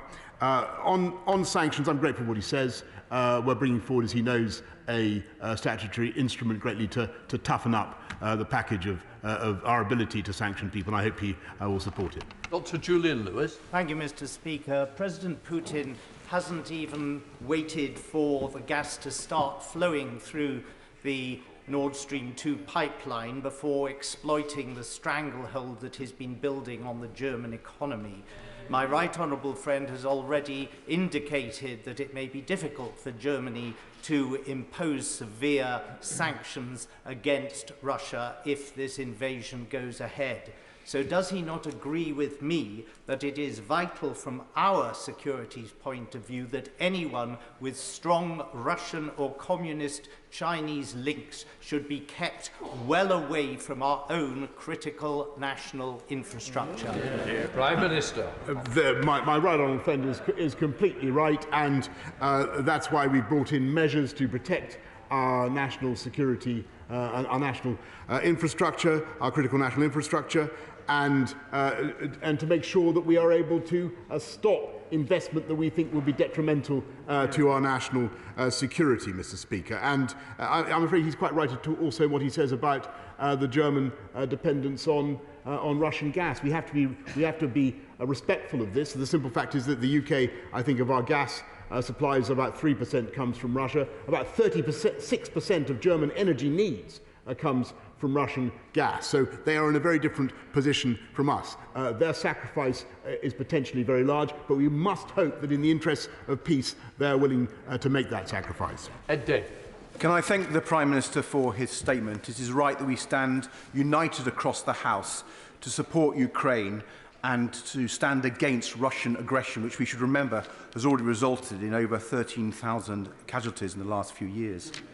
The Prime Minister has rightly talked about gas being an issue in this debate, particularly on Russia, but indeed in Germany, but across Central and Eastern Europe. And it will also potentially impact this country with the threat of increased gas prices at a time when families are already facing rocketing heating bills. So could I ask him to take further action on energy, as I did during the Russian invasion of Crimea? And so, alongside all the measures he rightly proposed in his statement, will the Prime Minister convene a summit of G7 energy ministers, as we had back in 2014, to look at how we can improve short-term and medium-term energy security, protect consumers in this country and elsewhere against rocketing gas prices, and give ourselves a much stronger hand in the face of Putin's aggression? Prime Minister. I thank him. Also, by the way, Mr. Speaker, I think that much of the work that he did on renewables when he was in office was prescient and valuable for this country, and it's put us in a stronger position to resist the Russian gas blackmail. As I told the House just now, of our gas supplies, only 3% comes from Russia. But he's also right about the spike in prices. That's why we're working together with President Biden, with other colleagues, to see what we can do to increase the supply of gas, both to Europe and, of course, to this country as well. Carl McCartney. Thank you, Speaker. If Russia invades Ukraine, does my right honourable friend see the potential, as I do, that it will lead to a flood of refugees crossing from the Ukraine into the EU? So Poland, Romania and Slovakia could see massive flows of displaced people. Indeed, that may be a part of Putin's thinking. The EU is then so distracted and full of infighting, i.e. refugees, that it cannot respond militarily. What does my right honourable friend think the response from Brussels is going to be? Maybe the Poles should have a bus station at the border crossing ready to take them all to Germany and France, especially given it is Berlin and Paris that have watered down any NATO response thus far. Because if this massive flow of refugees happens, it may well be the end of the EU. My honourable friend is making a very valuable point, because, of course, we have seen only recently how refugees from Belarus have been used as tools of political warfare, and we've got to be conscious of the potential of the Kremlin to trigger exactly the kind of refugee crisis that he describes. Kevan Jones. Thank you very much. Can I thank the Prime Minister for his statement and agree with him that should Putin invade Ukraine, tough sanctions will be necessary. But the Putin regime relies and exists because it floats on an ocean of illegal and illicit finance, much of it that flows through the City of London. Yeah. Now, the Prime Minister just said that the UK has the strongest laws against such illicit money. I'm sorry, Prime Minister, that's just not true. Just look at what our allies in the United States are doing. Yeah. It is now time to attack that. That is the way to actually cripple this regime. And can you tell me when he is going to implement the Russia report and its recommendations? Because as my honourable friend from Rhondda said, if that needs emergency legislation to get it through, let's do it. Prime Minister. Madam Deputy Speaker, forgive me. I want to repeat what he's right that it's vital to guard against Russian dirty monies flowing through the world, and he's completely right in his analysis of the way the kleptocracy works. That's why we have the unexplained wealth orders. That's why we're bringing forward a register of beneficial interests, and we have a new corporate offence for failure to prevent tax evasion, Madam Deputy Speaker. And we will come down, and we do come down very hard on all those who are exploiting the City of London or anywhere else to wash dirty money. Mark Pritchard. I welcome the Prime Minister strongly underlining Ukraine's sovereignty and territorial integrity. Just back in November, Madam Deputy Speaker, there was no unanimity across Europe, increase even across the Atlantic, on the issue of Ukraine. That has changed since, over the last few months, with the good offices of the Prime Minister's Office, Defence Secretary and Foreign Secretary. He mentions his conversation last night with Chancellor Olaf Scholz. The Germans are a critical part of all of this, both on diplomacy and defence. They are a key international partner and ally. We can do it with the Americans, we can do it with others, but it will be far more effective if we do it with the Germans. Prime Minister. My honourable friend is completely right, and I just want to say a word or two in praise of Olaf Scholz, because last night in conversation with him, it was clear, as I've said to the House, how difficult this is for Germany. Nobody should be any doubt about that. But it was also clear that the new German Chancellor is determined to stand with the rest of the West, to have a united front, and amongst other things, of course, Germany has made it clear that Nord Stream 2 cannot they can't take part in Nord Stream 2 if there's a Russian invasion of Ukraine. Ben Bradshaw. Thank you, Madam Deputy Speaker. The Prime Minister was absolutely right to say that Western unity is key. So could he explain why the UK began withdrawing some of our diplomats from Kiev this week, unlike most of the rest of NATO? Prime Minister. I thank him. We're actually in lockstep with the United States, and as he knows, we've kept at least 30 of our diplomats there, including Melinda Simmons, our outstanding ambassador. The UK presence continues to be very strong in Kiev, but those are sensible precautionary steps. Sir Ian Duncan-Smith. Mr. Speaker, can I say to my honourable friend, first of all, I congratulate him and the Defence Secretary, the Foreign Secretary, for a very robust set of leadership with NATO and our European allies and with the United States. But does he not also agree that right now we are facing an even wider threat? Whilst it's Ukraine today, the powers of dictatorship have watched as we did nothing over Georgia, over Crimea, South Ossetia, and they've been encouraged. Even now, China is looking at Taiwan, watching what our reaction will be. Does he not agree now that we have to get our allies to recognise we must never put ourselves in the position when it comes to energy, such that we are dependent on these terrible regimes for our future? We need to get security in our energy now. Prime Minister. My right honourable friend is completely right in what he says about the need for us to guarantee the independence of our our energy. That's why it's so vital that we're building our wind power and other renewables so fast, Madam Deputy Speaker. But he's also right in his analysis of what is happening. What Putin basically wants is to go back to the Yalta system of spheres of influence. And it's not just Ukraine, Madam Deputy Speaker, that he has his eye on. And therefore, this moment now matters for the whole geometry and security architecture of Europe, and we must stand firm. Order. Short and concise questions, please, because I will be finishing this statement at 2:20. Hilary Benn. Thank you very much indeed, Madam Deputy Speaker. The military reality is that President Putin knows that if he invades, he will not be facing NATO troops, and therefore the sanctions we put in place have to be the strongest possible. Is the Prime Minister not concerned that, given the answer he just gave about the Nord Stream 2 pipeline, the fact discussions are still continuing about exclusion from the SWIFT system, that we're not demonstrating determined, united resolve at the very moment where we need the credible threat of strong sanctions to try and deter him from invading Ukraine? Prime Minister. I thank him, and I think his point is very important. Actually, I think that we are making a huge amount of progress. And I want to thank my right honourable friend, the Foreign Secretary and Defence Secretary, for the work that they're doing, because I think we are bringing together the West on a very tough package, and that's what we need. Bob Stewart. Thank you, Madam Deputy Speaker. Can I remind the House that we do actually guarantee the sovereignty of Ukraine by having signed the Budapest Memorandum in 1994, along with the United States and Russia, and I think later France and even China.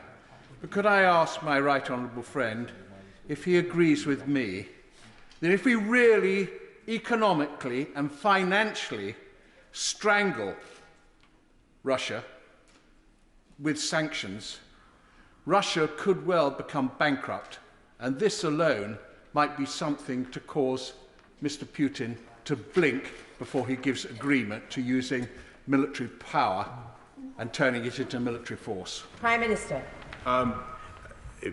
My honourable friend is completely right that we have the potential to do very serious economic damage to Russia.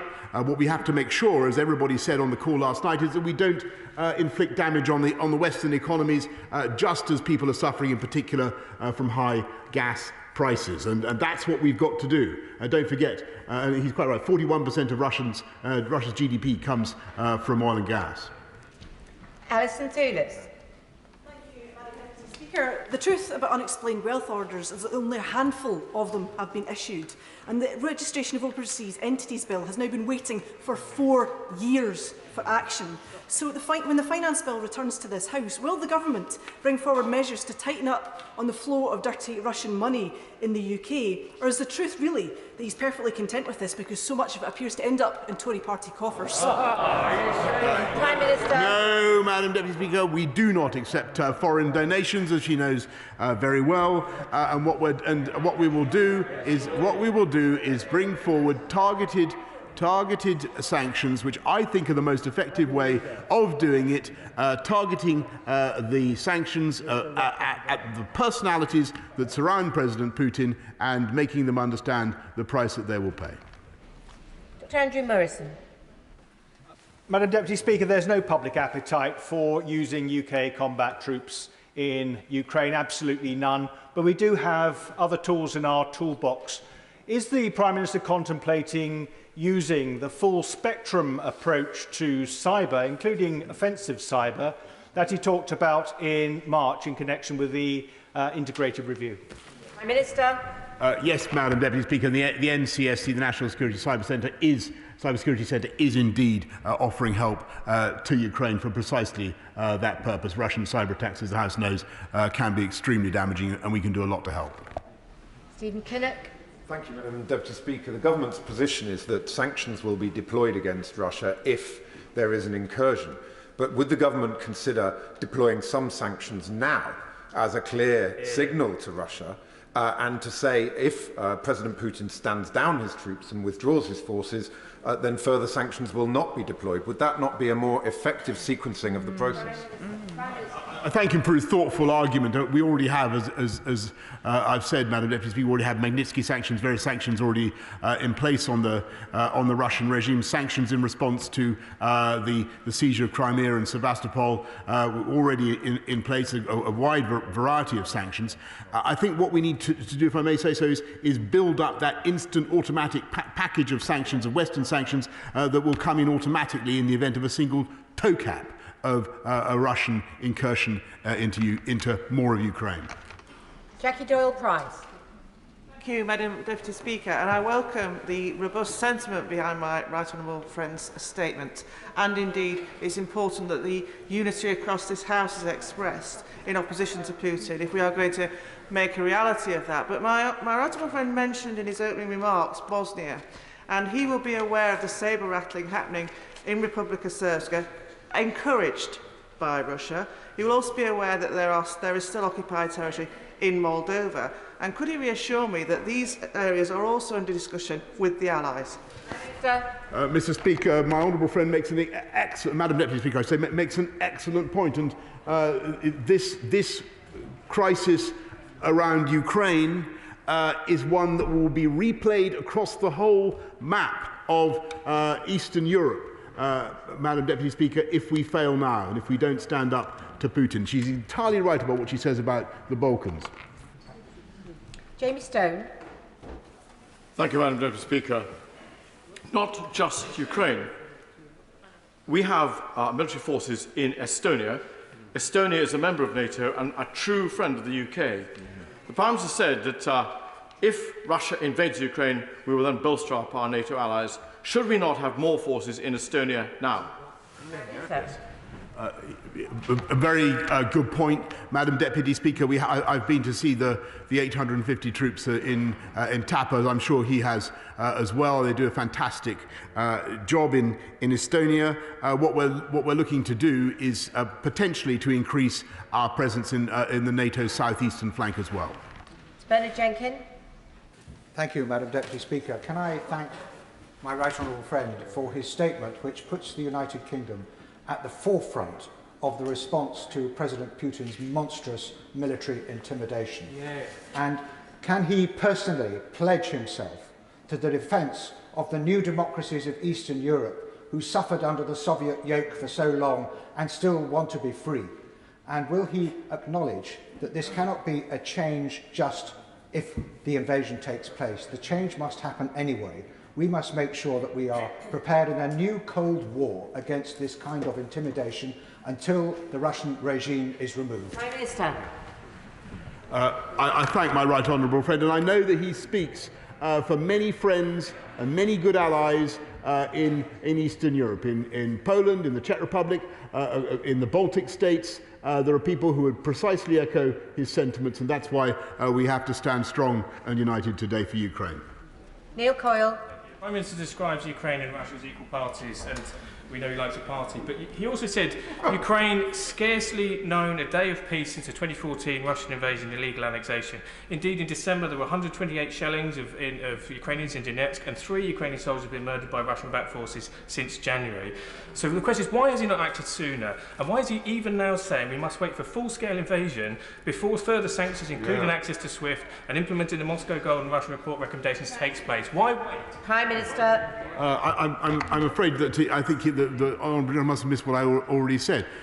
We already have a very wide package of sanctions in place since the Russian incursion of 2014. We have sanctions, personal sanctions and other sanctions for what they did in Crimea and Sevastopol, and what we're going to do now is ratchet those sanctions up very, very considerably. And I'm afraid he's not right in what he says about leaving Ukraine alone or abandoning Ukraine since 2014. Operation Orbit, the UK has been out there in the front helping to train Ukrainian troops, 21,000 of them since 2015, Madam Deputy Speaker. James Sunderland. Madam Deputy Speaker, thank you. The Prime Minister will know, of course, that Ukraine is not a full member of NATO. But could I please ask him to comment on the feasibility of direct military action by NATO notwithstanding that Article 5 does not apply? Prime Minister. Well, I thank him very much, and I want to really to go back to the answer I gave to the right honourable gentleman for Bournemouth. I know that many people emotionally will want to commit NATO troops to the defence of Ukraine. We have UK troops there now. Members of the Ranger Regiment are going to supplement those we already have. But I have to say that there is no member of NATO that is currently willing to deploy in Ukraine in large numbers to fight Russian aggression in the way that he suggests. The best thing, and indeed we have to beware of doing things, Madam Deputy Speaker, that would constitute a pretext for Putin to invade. We have to calculate and calibrate what we do very carefully. And I think building a strong package of economic sanctions, continuing to supply defensive weaponry, and all the other things that we're doing, that's the right package. Stuart Hosey. Deputy Speaker, the Prime Minister said we have already declassified compelling intelligence exposing Russian intent, and he said we will continue to disclose any Russian use of false flag operations or disinformation. How much of that declassified information will be made fully public so as to blunt or halt the spread of Russian disinformation by letting people who see it know that it's false before they decide to press the share or send button? Minister. Well, he makes an excellent point, of course, because it's very, very important that people in Ukraine and around the world should be able to trust the information that we're giving out. I've no doubt that the intelligence that we shared about the coup attempt in Kiev was right, or the people who are conspiring against the regime was right. But we will divulge as much of our sourcing as we can without compromising our intelligence sources. Alan Cairns. Thank you, Madam Deputy Speaker. We are all naturally alarmed and share concerns at the risks that people of Ukraine face, but take confidence from the Prime Minister's statement and actions in helping coordinate the Western response. But does my right honourable friend agree with me that NATO must always leave the door open for Ukraine joining? Yes. Prime Minister. My right honourable friend is completely right, and he puts his finger on the fundamental point and the thing that we cannot bargain away. A sovereign country must have the right to choose her own destiny, choose its own destiny. That's what Ukraine must have. Of course, the path to NATO membership will not be easy for anybody, and it's not. No one is saying that is going to happen immediately. But a country must be allowed to choose its own way forward, and that's what we're sticking up for. Stephen Farrow. Thank you very much. Any Russian invasion of Ukraine would be a very serious breach of the terms of the United Nations Charter. In 2014, the seizure of Crimea was discussed in the Security Council, I think, on 7 occasions, and eventually a resolution was passed through the General Assembly, which left Russia extremely isolated. So what plans does the government have to pursue this current crisis through the UN, and given the reality of a Russian veto on the Security Council, to perhaps look once again to the General Assembly? Prime Minister. I think the honourable gentleman is completely right, and I think that it is an underestimated point in our favour that I don't believe in the end that Russia wants the kind of isolation that would ensue. I think Russia does, one of the global institutions, Russia takes the UN very seriously. Russia values her membership of the UN Security Council. And I think what he proposes about using the General Assembly is entirely right. But it's very important that we not only have tough measures, but we also provide the avenue for diplomacy as well. Jane Stevenson. Thank you, Madam Deputy Speaker. I want to thank the Prime Minister for sending such a strong and clear message to Vladimir Putin and for everyone across this House in backing the Prime Minister on such a crucial issue. At such a worrying time, can the Prime Minister reassure British nationals in Ukraine that our embassy in Kiev remains open to provide assistance should they require it? Prime Minister. Yes, and I'm very happy to give that reassurance. As I've said just now, the embassy continues to function. At least 30 staff are there to look after British interests in Kiev and around Ukraine. Luke Pollard. Speaker, The Kremlin does not act in isolation, it acts against the plan. So can the Prime Minister set out what additional support we'll be providing to our allies on NATO's eastern flank, especially using UK forces that are already stationed in those countries to deter any future Russian aggression after any invasion of Ukraine? Prime Minister. Thank you. Well, he's making a very important point that what we all are discussing at the moment is what we can do to fortify NATO's southeastern flank. The French are looking at Romania. There are questions about Hungary and what we might do there, which of course there are complex issues, as he knows, involving the Hungarian minority in Ukraine. Everybody can see the need now to move NATO forces, particularly the Americans. You heard what I said about he heard what I said about the 8,500 troops they're getting ready to go to Europe. Everybody can see the need to fortify NATO's eastern flank. Richard Drax. Thank you, Madam Deputy Speaker. The diplomacy of the velvet glove must be supported by a steel fist if it's to be effective. Does this threat to NATO indirectly inform the Prime Minister that perhaps NATO must spend more money on its conventional forces, and in that regard would he reconsider the cut to our army of 10,000? Prime Minister. Madam Deputy Speaker, we have spent record sums on our wonderful army, and it is more agile, more lethal, more deployable around the world. That's why we're able to move at speed, to deploy not just in Estonia, but as I was saying to the gentleman opposite, we will look to move to other parts of NATO's eastern frontier as well. Jim Shannon. Thank you, Madam Deputy Speaker. Can I thank the Prime Minister, the MOD and FCDO Secretary of State for their resolute and strong stance. UK, NATO and USA have committed troops to the Balkan states, to Poland, and to combat and stop Russian aggression, similar support needs to be given to the Ukraine. In the pictures last week in the press, it showed the Ukraine militia training with wooden guns. Can I ask, and very much illustrates the David and Goliath struggle, can the Prime Minister confirm that military assistance and boots on the ground are what is needed urgently and right now in the Ukraine? Thank you. Yes, I saw those pictures too of Ukrainians training, Ukrainian civilians training with wooden weapons, and I can tell him that we are supporting the Ukrainian army, and there is a strong tradition now in Ukraine of militias, of people who understand how to fight a guerrilla war. And I think the message we need to get across to the Russian people is that this would be a disaster for them and a political disaster for Vladimir Putin. Jonathan Ginocchia. Thank you, Madam Deputy Speaker. In his very strong statement, my right honourable friend quite rightly spoke about the need for Western unity. So of all countries in Europe, it does seem bizarre that Germany needs to be reminded that murderous dictators will never be satisfied with a single land grab, and that any attack on Ukraine is an attack ultimately on all of Europe. Will my right honourable friend be reminding the Germans of this? Prime Minister. I thank my right honourable friend, and he and I have discussed these types of issues over many years. Actually, I think that given the extreme delicacy of the matter in Germany, given the dependence that I've described to the House on Russian hydrocarbons, actually, I really think that Olaf Scholz is doing a huge job of moving and getting us to a position where we have a united Western approach. And that I commend the German government. Malcolm MacDonald. I'm grateful, Madam Deputy Speaker. For reasons we don't need to go over just now, Germany has blocked some NATO allies from providing certain military assistance to Ukraine.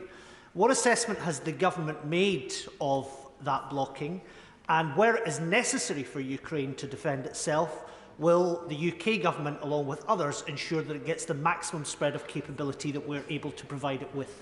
Prime Minister. Well, he makes a very important point, of course, but as he knows, and as I've told the House, the NLAWs that we've sent, in addition to all the aid we've given under Operation Orbital, we're the second biggest contributor to the defence of, I stress the defence of Ukraine, and I think I saw a poll of the Ukrainian people which said that the UK was now the most popular government in Ukraine, other foreign government, not second only to the Scottish government, but second only to Lithuania, Madam Deputy Speaker. Robert Chenry. The UK has proven to be the preeminent European nation in supporting and defending the Ukraine, and so I thank my right honourable friend for his leadership on that. Nobody could doubt our commitment to European security, and I've been encouraged by the remarks he's already made with respect to Germany, but it is critical that the German government play a full part if we're going to deliver the unprecedented package of financial and other sanctions that he's described and was set out in the call last night. How confident is he of that, and what more can he do with Chancellor Schulz to ensure that's delivered? Prime Minister. He's right. Germany is absolutely critical for our success in this. We've just got to keep the pressure up together. Leila Moran. Madam Deputy Speaker, I heard what the Prime Minister said earlier about introducing a register for beneficial interests. But my question to him is when? Because it's been 6 years that it was promised at that dispatch box. He said it to the Leader of the Opposition. 6 years since it was promised. Nothing has happened. Every moment we wait undermines our position. I've laid the bill. It's got support from both sides. Please, will he take it up? We need to send the message that cronies' money is not welcome in this country. She's completely right. In addition to the unexplained wealth orders and the crackdown on tax evasion, we do want to register a beneficial interest. And I can tell her that my right honourable friend, the Leader of the House, tells me we will do it as soon as parliamentary time allows.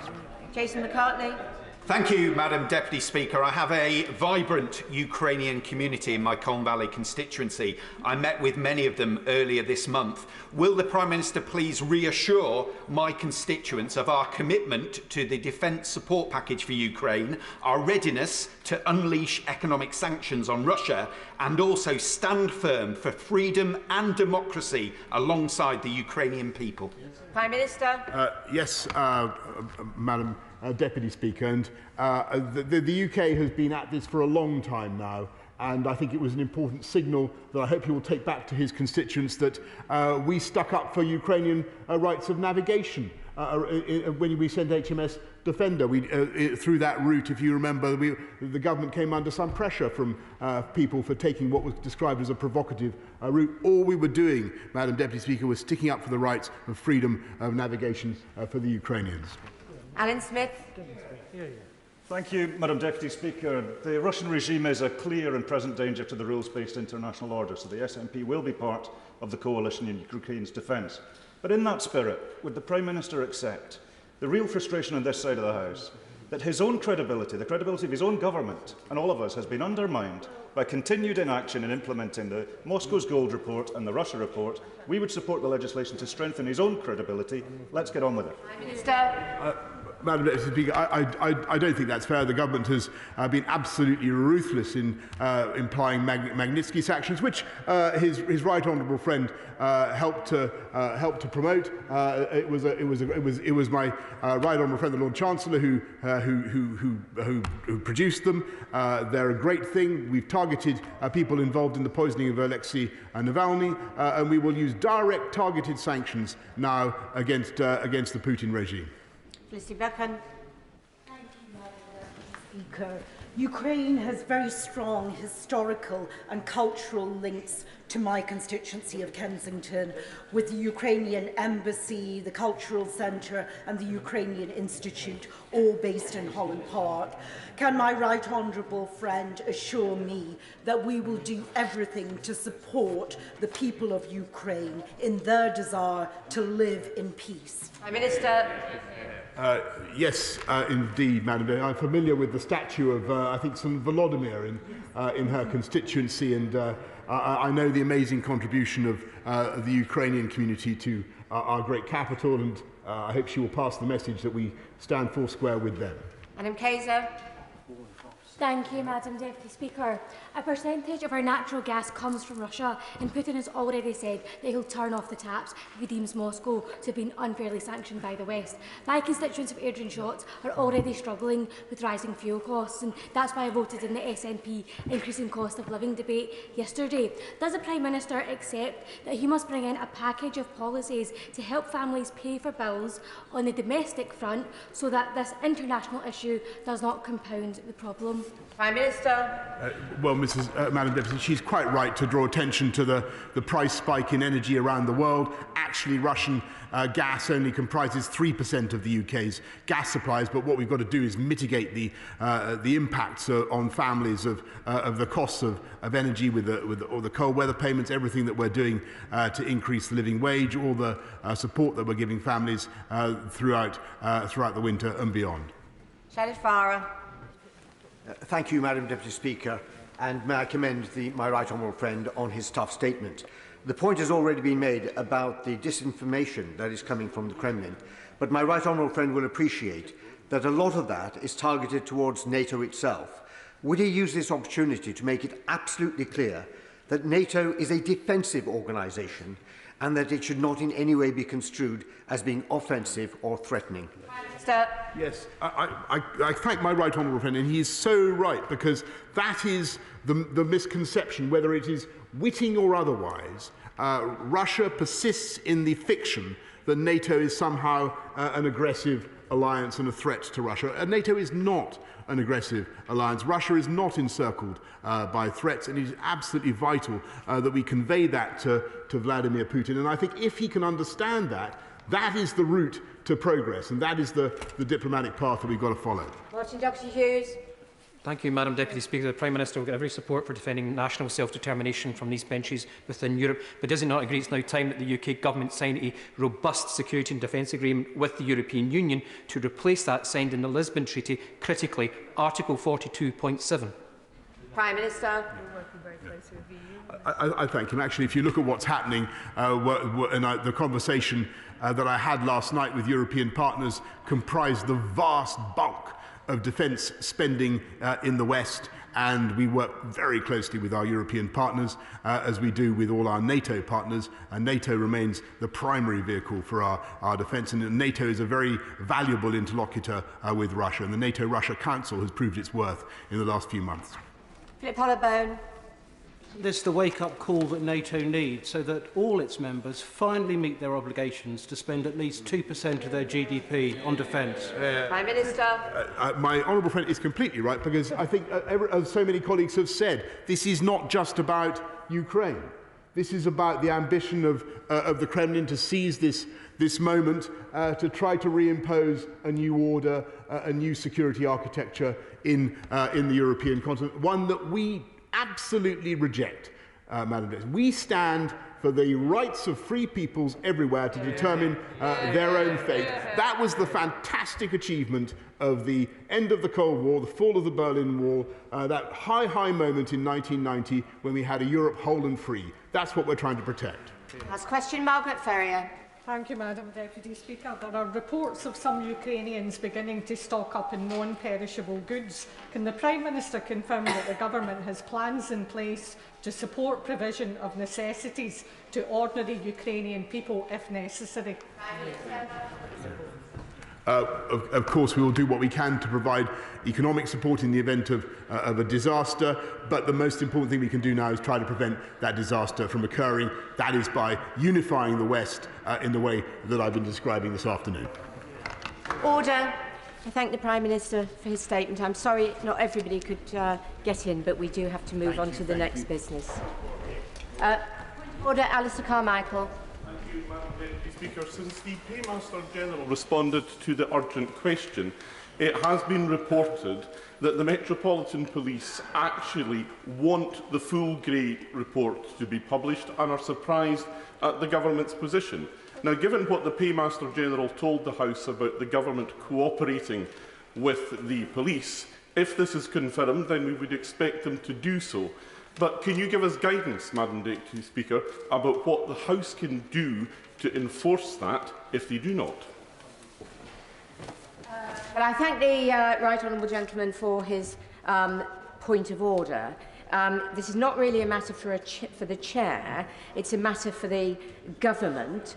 I'm sure that he will be able to seek advice from the Table Office and others as to whether there are other avenues that can be pursued in terms of eliciting the information he is looking for. But I also know that the front bench will have heard his point of order and his concerns, and I'm sure they will report that back. Thank you. We now move on to the 10-minute rule motion. Hugh Merriman.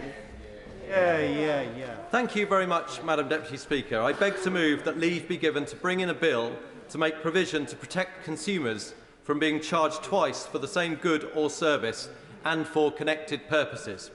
In a nutshell, this bill seeks to end the practice where customers are fined or charged again for a transaction which they can prove has already been purchased. I'm seeking to introduce this bill, having supported constituents who have attempted, unsuccessfully, to appeal against these charges. I am left with the view that the law needs to change to give consumers more rights and to catch up with changes in technology which those who charge do not appear to have embraced. In this regard, I am grateful to the campaign group Which for their support in bringing about this change. Let me give a few examples of those who would be helped if we could put this bill onto the statute book. Firstly, the driver who parks their car in a local authority car park and puts their annual season ticket on the dashboard. They close the door and the ticket slips down and is not displayed correctly. Despite being able to prove that they have a season ticket registered to their car, they have not displayed the pass, and it is this which delivers them a £60 fine. Secondly, the rail passenger who prints out their train line documentation, but the ticket barrier cannot read a QR code.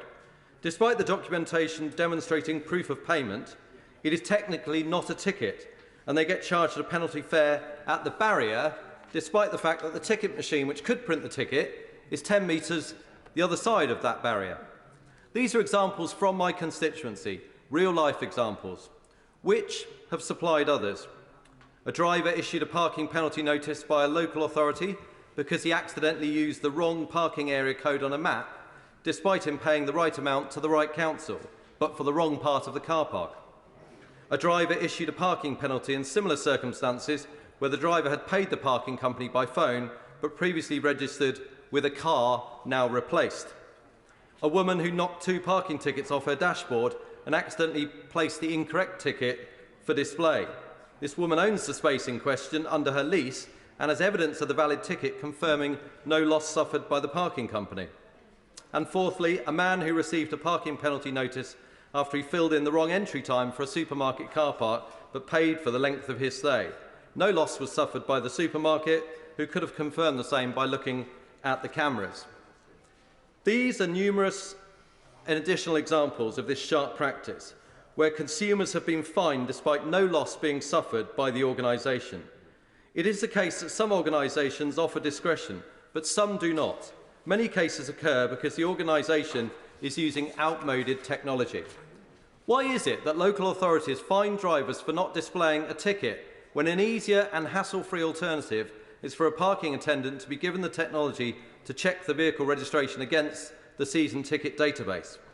In our digital age, consumers are being offered efficient ways to purchase, and these are not always being matched by an efficient way to prove purchase. This bill would seek to ensure organisations catch up with this century's technology. Let's take the train line case as an example. My constituent took the train from Brighton to Tunbridge Wells, which necessitated a change at London Bridge.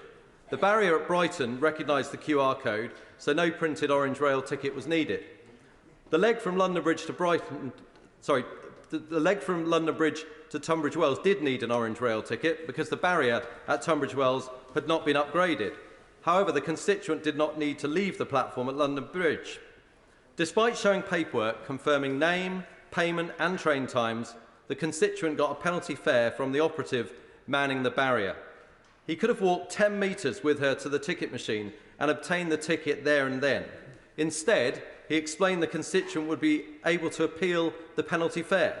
This did not succeed, and neither did an appeal to the fares regulator.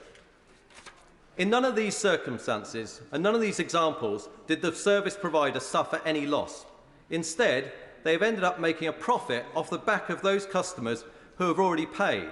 It's an absolute rip-off and an obvious black hole of consumer legislation which needs a fix. This is what my bill would seek to do. While the cases I have highlighted are transport-related, this is a general consumer issue and I hope the Bays Minister on the government benches will lend his full support. That said, I am grateful for the support of the Transport Select Committee members who are supporting this bill. I should highlight that it is important that those this bill seeks to protect can demonstrate purchase. We cannot aid those who seek to commit fraud. With the support of government, this could be overcome. Madam Deputy Speaker, the last time I attempted to introduce a bill in these circumstances, which was to make it a requirement for banks to ensure every high street supporting 5,000 or more residents had at least one free 24/7 ATM cash point, and the government backed that move. From the time before, when I attempted to bring in automatic and automotive passenger refunds, we have had partial moves in that right direction from the government. I am grateful to them and colleagues across the House who have supported the introduction of this legislation.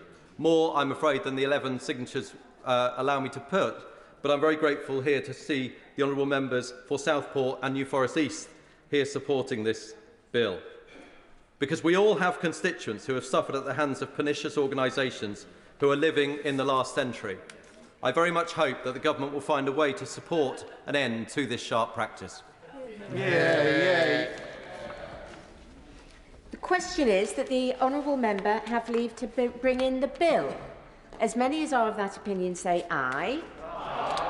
The contrary, no. I think the ayes have it. The ayes have it. Who will prepare and bring in the bill?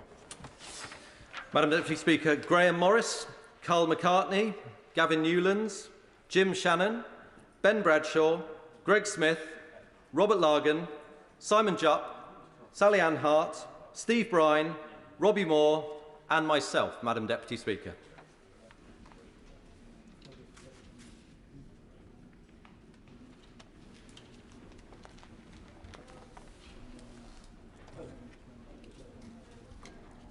Hugh Merriman.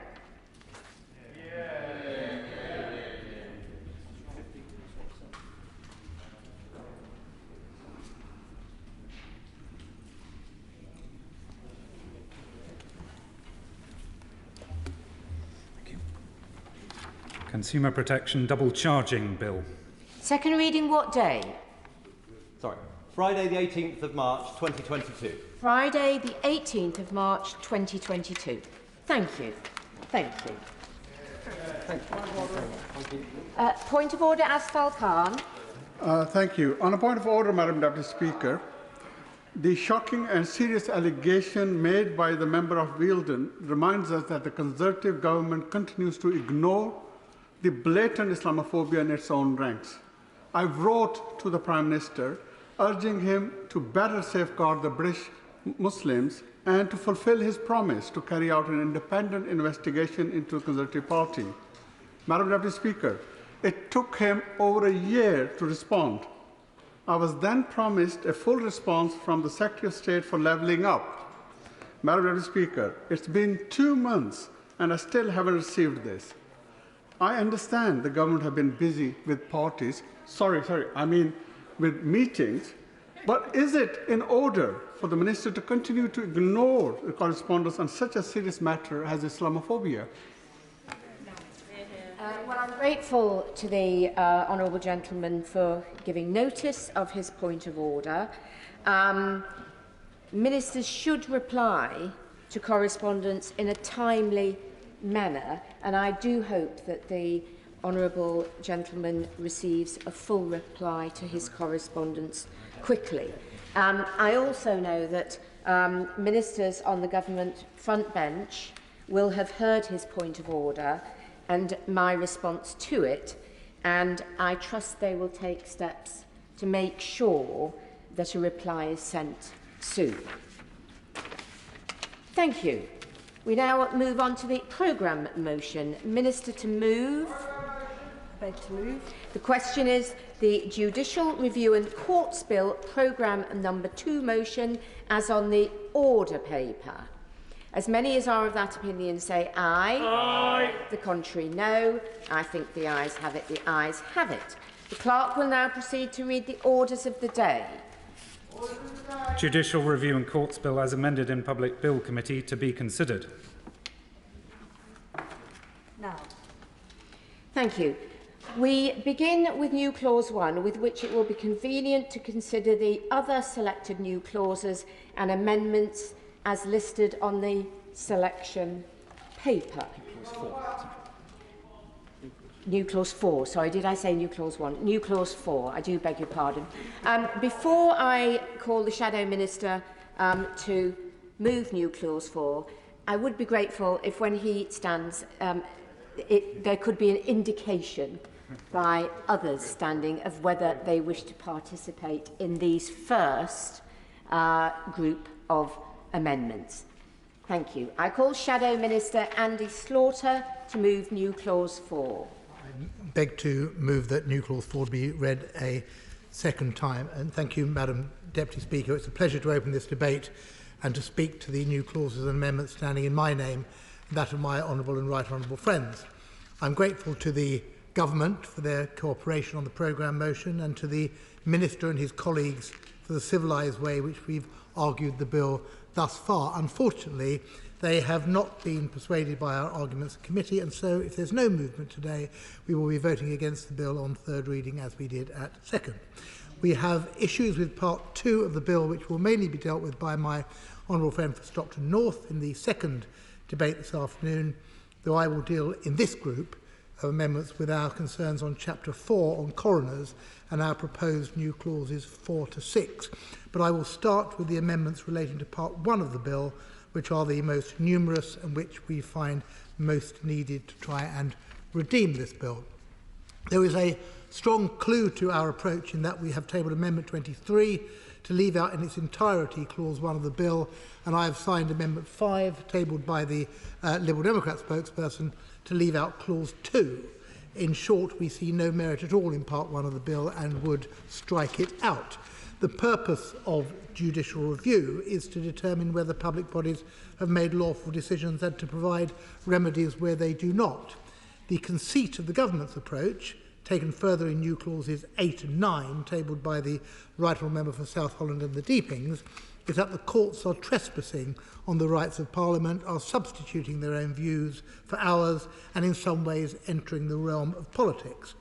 We read that the Justice Secretary and the Prime Minister think the bill which was introduced by the previous Lord Chancellor, the Right Honourable Member for South Swindon, does not go far enough in clipping the judges' wings. They seek to remedy this through repeal of the Human Rights Act and its replacement by a so-called new Bill of Rights, and by an Interpretation Act, an annual audit by Parliament of which judicial decisions they like and which they seek to overturn. We say this is constitutionally wrong and a provocation. A better way to look at this role of the courts was set out by the late Lord Bingham in the case of A and the Secretary of State. Rejecting submissions from the then Attorney General in that case, Lord Bingham said, "I do not in particular accept the distinction which he drew between democratic institutions and the courts. It is of course true that the judges in this country are not elected and are not answerable to Parliament. It is also of course true that Parliament, the Executive and the courts have different functions, but the function of independent judges charged to interpret and apply the law is universally regarded as a cardinal feature of the modern democratic state, a cornerstone of the rule of law itself.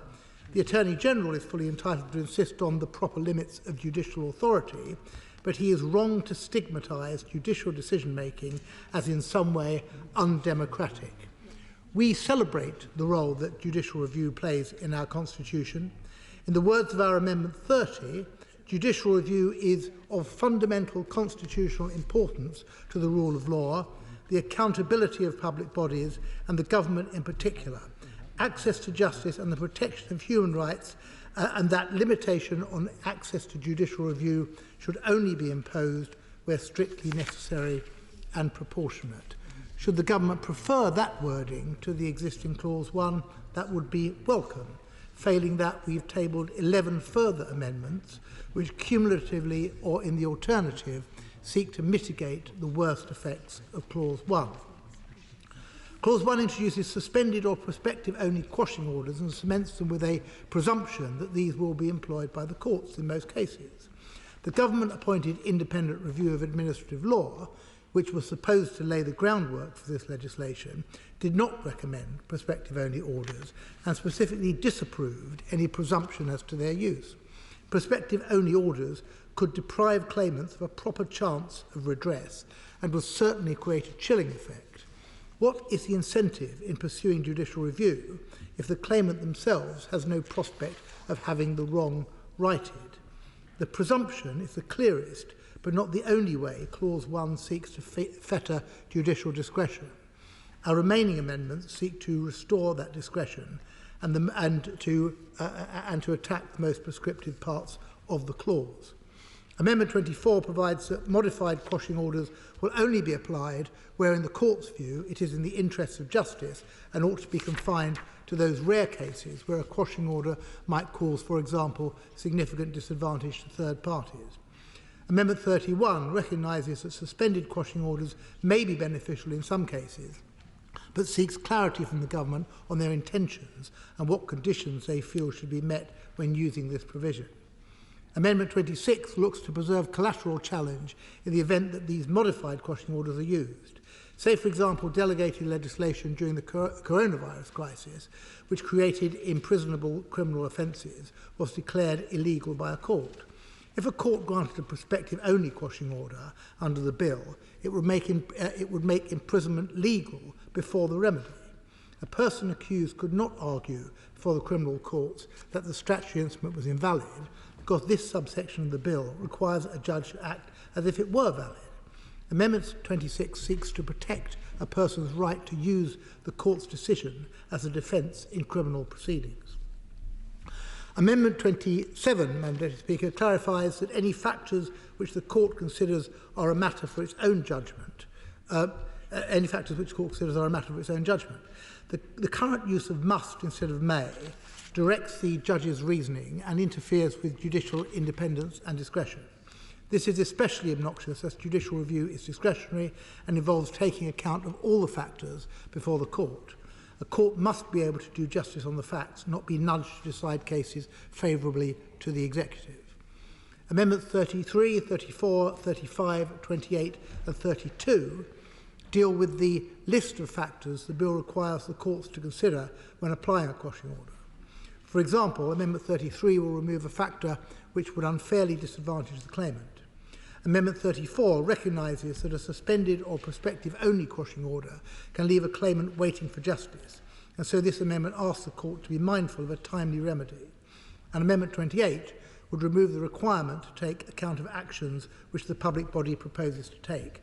For example, if a public body tells a court that they intend to carry out certain measures to fix a problem, a court may suspend the quashing order. But if the public body goes away and changes its mind on the actions it will take, the claimant again is left without a timely remedy. Amendment 28 will ensure that the court does not have to take account of the proposals made by a public body, and so a quicker remedy for the claimant ensues. Taking together, these amendments rebalance the proposal in Clause 1 in order to protect the rights of claimants. Amendment 29 clarifies that the principle of good administration includes the need for administration to be lawful. And let me finally, in addressing Clause 1, turn to Amendment 25. This amendment will remove the presumption that suspended or prospective-only quashing orders should be used, and instead favours an effective remedy being offered to the claimant so that justice is preserved. The presumption sets out in Clause 1, Subclause 9 of the bill, undermines the independence and discretion of the court. The presumption acts on a one-size-fits-all approach to justice and does not respect the judge's ability to assess the facts laid out in front of them in their courtroom and decide on a suitable conclusion. Amendment 25 also has a further protective factor that if Clause 1 is kept within the bill and suspended and prospective-only quashing orders are to be used, there will be a precondition that there will be an effective remedy. If there is a single step which would improve this part of the bill, save for abandoning it entirely, it is the removal of the presumption. For that reason, we would wish to test the House on Amendment 25 this afternoon and put it to the vote at the end of this debate.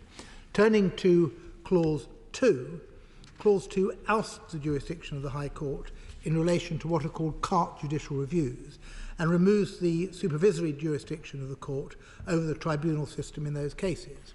For example, where the upper tribunal has refused the claimant the right to challenge a decision made in the first-tier tribunal not to allow an appeal of their earlier decision. In committee, we objected to Clause 2, both because of the nature of the cases subject to the CART jurisdiction, which are primarily but not exclusively immigration and asylum cases, but also because, on the government's own admission, it is designed to set a precedent for future employment of ouster clauses, which it clearly intends to become a more common feature of legislation, another attempt to subvert the authority of the courts. Unlike with Clause 1, there is little that could be done to improve Clause 2. You either like it or you don't, and therefore most commentators who are concerned by it think the only solution is to strike it down. That was also the view of both opposition parties in committee, and we see from Amendment 5 that it is also the view of the Liberal Democrats, whose amendment to leave out Clause 2 I have signed. Contrary to the government's narrative that CART judicial reviews are profligate, they are only allowed to proceed where there is an arguable case which has a reasonable prospect of success, that both the decision of the upper tribunal refusing permission to appeal and the decision of the first-tier tribunal against which permission to appeal was sought are wrong in law, and the claim either raises an important point of principle or practice, or there is some other compelling reason to hear it. So again, this is a mechanism to right a wrong. In the instance of CART judicial review, it is to be used when there has been a serious error of law in the first-tier tribunal and stops deserving cases slipping through the net. CART judicial review is usually used for asylum or human rights cases. As all members will know from their casework, such claims are not only complex, but have serious consequences for the claimants and are often matters of life and death. The independent review of administrative law did favour doing away with CART JRs, but these recommendations are based on the wrong statistics of very low success rates, 0.22%. The government now admits that success rates could be 15 times higher, at 3.4%, although other analyses estimate 5% or even above 7%. In committee, I cited many compelling cases, which I do not have time to repeat here. We are concerned at the consequences for individuals currently protected by the right of appeal, albeit in narrow and prescribed circumstances. But we are also worried of the precedent being set for expansion of use of ouster clauses. Clause 2 is not just a threat in this bill, but could come back to haunt us again and again if we do not act now to remove it. It is for this reason I oppose the government's Amendment 6. If Clause 2 is to stand, the protection given by subclause 4C is essential. This allows an appeal where the upper tribunal has acted in bad faith or in fundamental breach of the principles of natural justice. This already heavily caveated exception, why bad faith rather than bias, why fundamental rather than material breach, will be compounded if the exception on natural justice is qualified by the phrase procedural defect, and therefore I ask the government not to compound the offence here and to drop their amendment. Let me finally turn to Chapter 4 of Part 2 of the bill, dealing with coroners, and to our new clauses 4 to 6. I make no apology for retabling these clauses which were discussed in committee as they address a burning injustice, but let me first make a brief comment about what is in the bill. The government explains their proposals as a series of reforms to the coroners' courts to improve their efficiency and help with the backlog. They mirror some of the provisions in other parts of Part 2 of the bill. We do not object to these in principle, but serious concerns have been raised with clauses 37-39. Clause 37 allows for the discontinuance of an investigation where the cause of death becomes clear before the beginning of an inquest, but the evidence for discontinuance may change once tested, and this could be significant, for example, where a death in the community appears initially to be from natural causes. Without the necessary safeguards, some deaths will not be properly scrutinised. Clause 38 gives coroners the power to hold inquests in writing where they decide a hearing is unnecessary. This takes away a family's right to request an in-person hearing. Clause 39 would enable remote attendance at inquest hearings. This has implications for the accessibility, transparency, participation and open justice. Taken together, clauses 37, 38 and 39 risk further entrenching levels of coronial inconsistency, which is a continuing problem in the coroner service. and they could exacerbate the difficulties faced by bereaved families who are not eligible for legal aid in navigating the inquest process. I hope we can return to these issues when the bill moves to the other place. What these clauses also do is draw attention to what is not in the bill. This bill does nothing to address the ongoing and deeply unjust inequality of arms in the coronial courts. It misses the opportunity to put bereaved people at the heart of the inquest system by providing non-means tested public funding for bereaved families at inquest where state bodies are represented. The current funding system for the bereaved at inquest is fundamentally unfair. State bodies have unlimited access to public funding for the best legal teams and experts, while families are often forced to pay large sums towards legal costs or represent themselves. Others have resorted to crowdfunding. This bill presents a timely opportunity to positively shape the inquest system for bereaved people by establishing in law the principle of equality of arms between families and public authorities and public authority interested persons.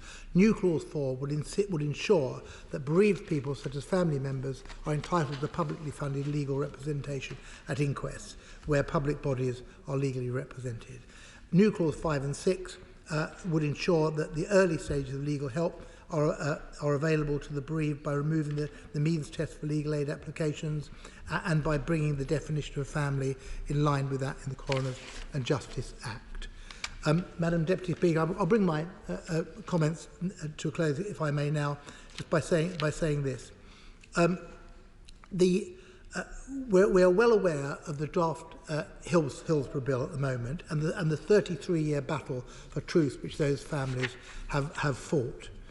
At the original Hillsborough inquest, families received no public funding for representation, while state bodies were represented by 5 separate legal teams. And this led, as I say, to the draft Hillsborough law, which would provide for a statutory duty of candour for public bodies alongside publicly funded legal representation for bereaved families. This is the proposal whose time has not only come, but is long overdue. I know there is cross-party support here and in the other place, and if the government is not yet ready to address this long-standing injustice, we will divide the House on New Clause 4 this afternoon. I'm grateful.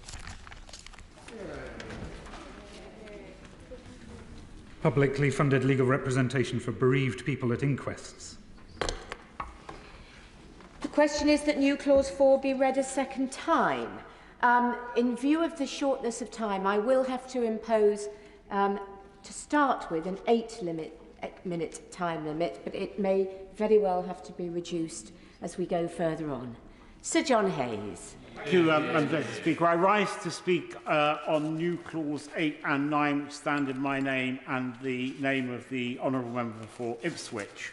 Those who served on the Bill Committee won't be unfamiliar with the arguments that I intend to address, as we rehearsed them at considerable length on that occasion, and the Minister knows well my concerns in general terms about this bill, that whilst it is a good start in dealing with the pressing issue of judicial review and how it has been distorted by recent judicial practice, it is only a start. We need much more wide-ranging reform of judicial review, and indeed much more wide-ranging reform of the relationship between this House and the judiciary, as set out in the Attorney-General's recent speech in Cambridge on judicial activism. The New Clause 8 addresses the issue of the Court's role in curtailing the use of the Regulatory and Investigatory Powers Act 2000, and more especially circumventing the role of the Investigatory Powers Tribunal. You will know, Madam Deputy Speaker, that I take a particular interest in this, having been Minister of the Home Office who introduced the later Investigatory Powers Act, dealing with the very issues of the necessary precautions and safeguards associated with the business of the storage and retrieval of electronic data. Indeed, in the bill that I took through the House, I introduced the double lock. That is to say that all warrants, as well as being dealt with by the Home Secretary, are in addition, as an additional safeguard, dealt with by a Judicial Commissioner. That safeguard was to ensure the core principles of proportionality and necessity which lay at the heart of all considerations of this kind. The problem is that the courts have taken upon itself to become involved in matters that should be the exclusive preserve of this House. And this is very important to see this bill in context. The supremacy of Parliament is fundamental to protecting the interests of the people, and Parliament's role in our constitutional settlement is not a matter, as was suggested during the evidence session by Aidan O'Neill QC, as a matter of neutrality. Will the honourable member give way? I will happily give way on that point. Will the honourable member agree with me that the events of Brexit, expressed with such vivid importance, that the sovereignty of this place is always maintained and the will of the people is always respected? Absolutely. And the separation of powers doesn't deal with neutrality. It deals with different powers which are, by constitutional arrangement, held by the courts and this place, and the relationship between the two is critical to our considerations today, and more critical still to our constitution. A.V. Dicey argued that the separation of powers confers on Parliament a dominant characteristic. Parliament consists of Her Majesty the Queen, the House of Lords, the House of Commons acting together, and therefore, as Dicey said, the principle of parliamentary sovereignty means neither more or less than this. In Dicey's words, Parliament has the right to make or unmake any law whatever, and further, that no person or body is recognised by the law of England as having the right to override or set aside the legislation of Parliament. This is precisely the point that my honourable friend makes. We need to reaffirm that principle in general, and this bill is an opportunity to do so. Any act of Parliament or any Parliament makes a new law or appeals or modifies law will be obeyed by the courts is fundamental to the role of this place and all of us, the people who represent, as my honourable said represent the people and have a duty, not just a mission, a duty to reflect the will of the people. I happily give way to the honourable gentleman.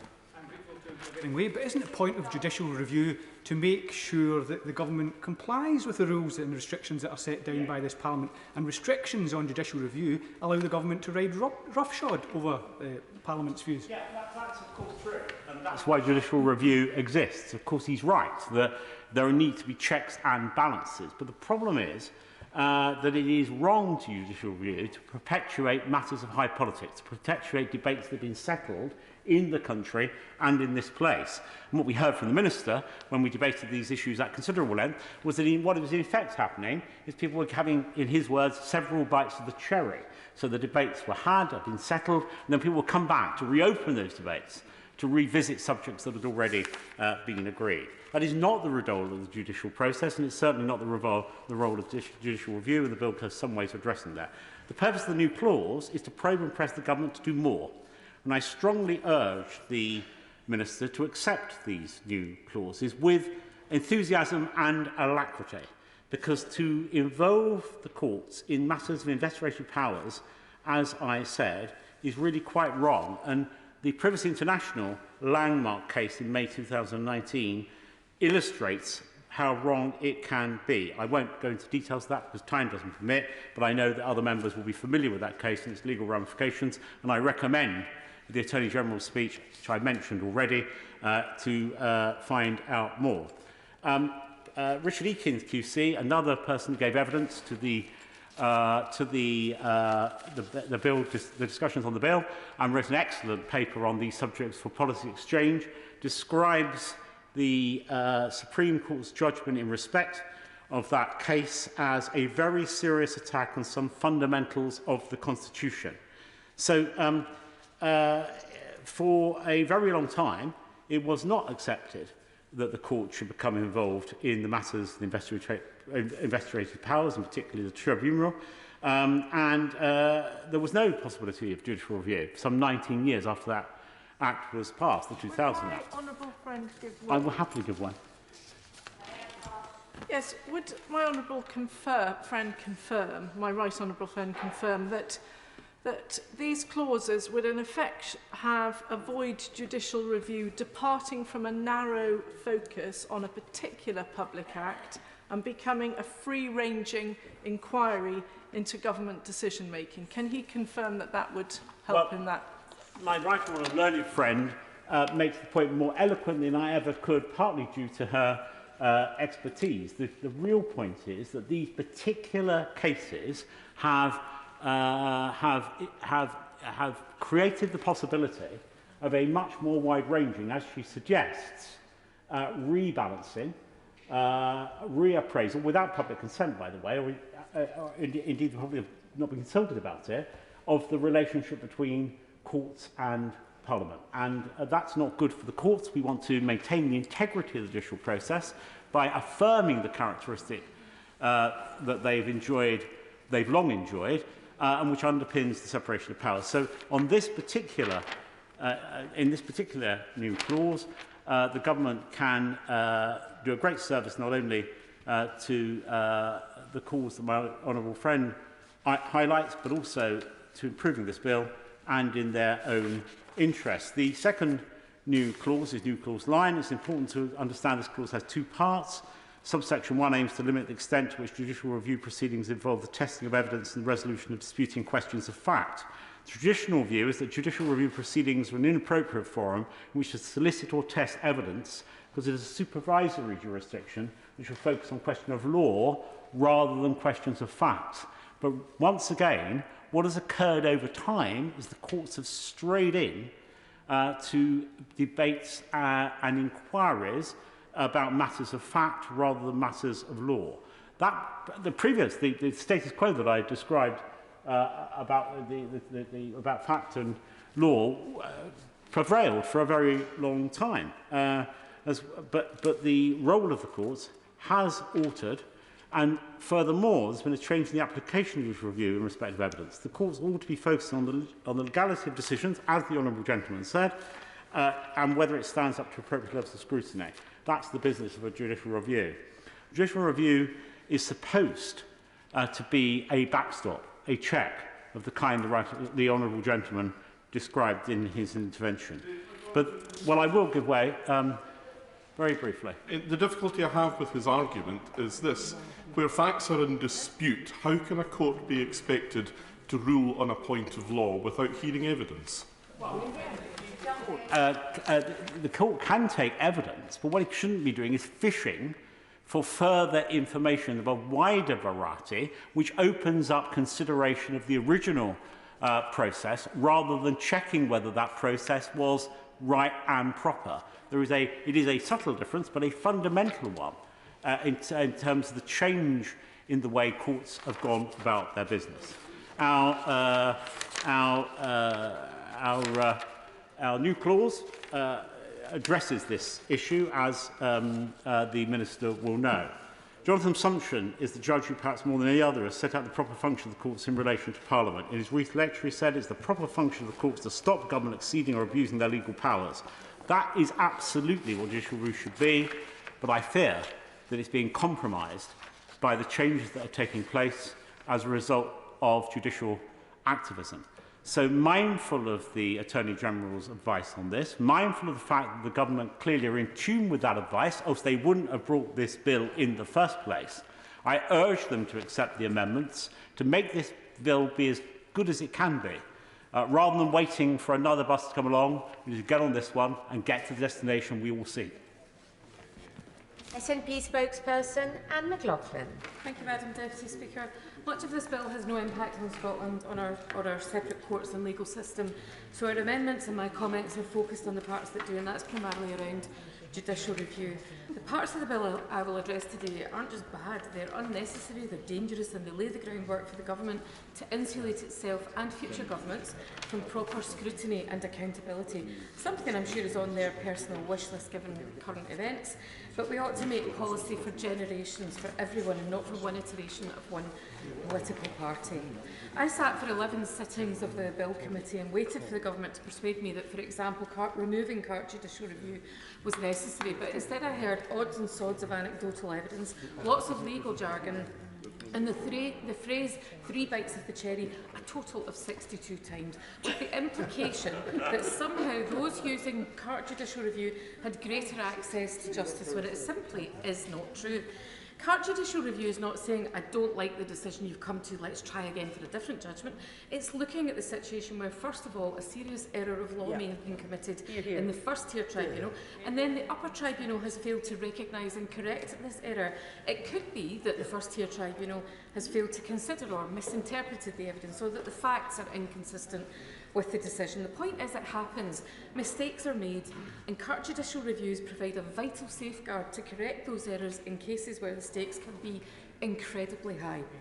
So rather than a third bite of the cherry, the reality is that the first bite wasn't even a slither. A mistake was made. And mistakes don't just affect the person in question, the ramifications are wider than that.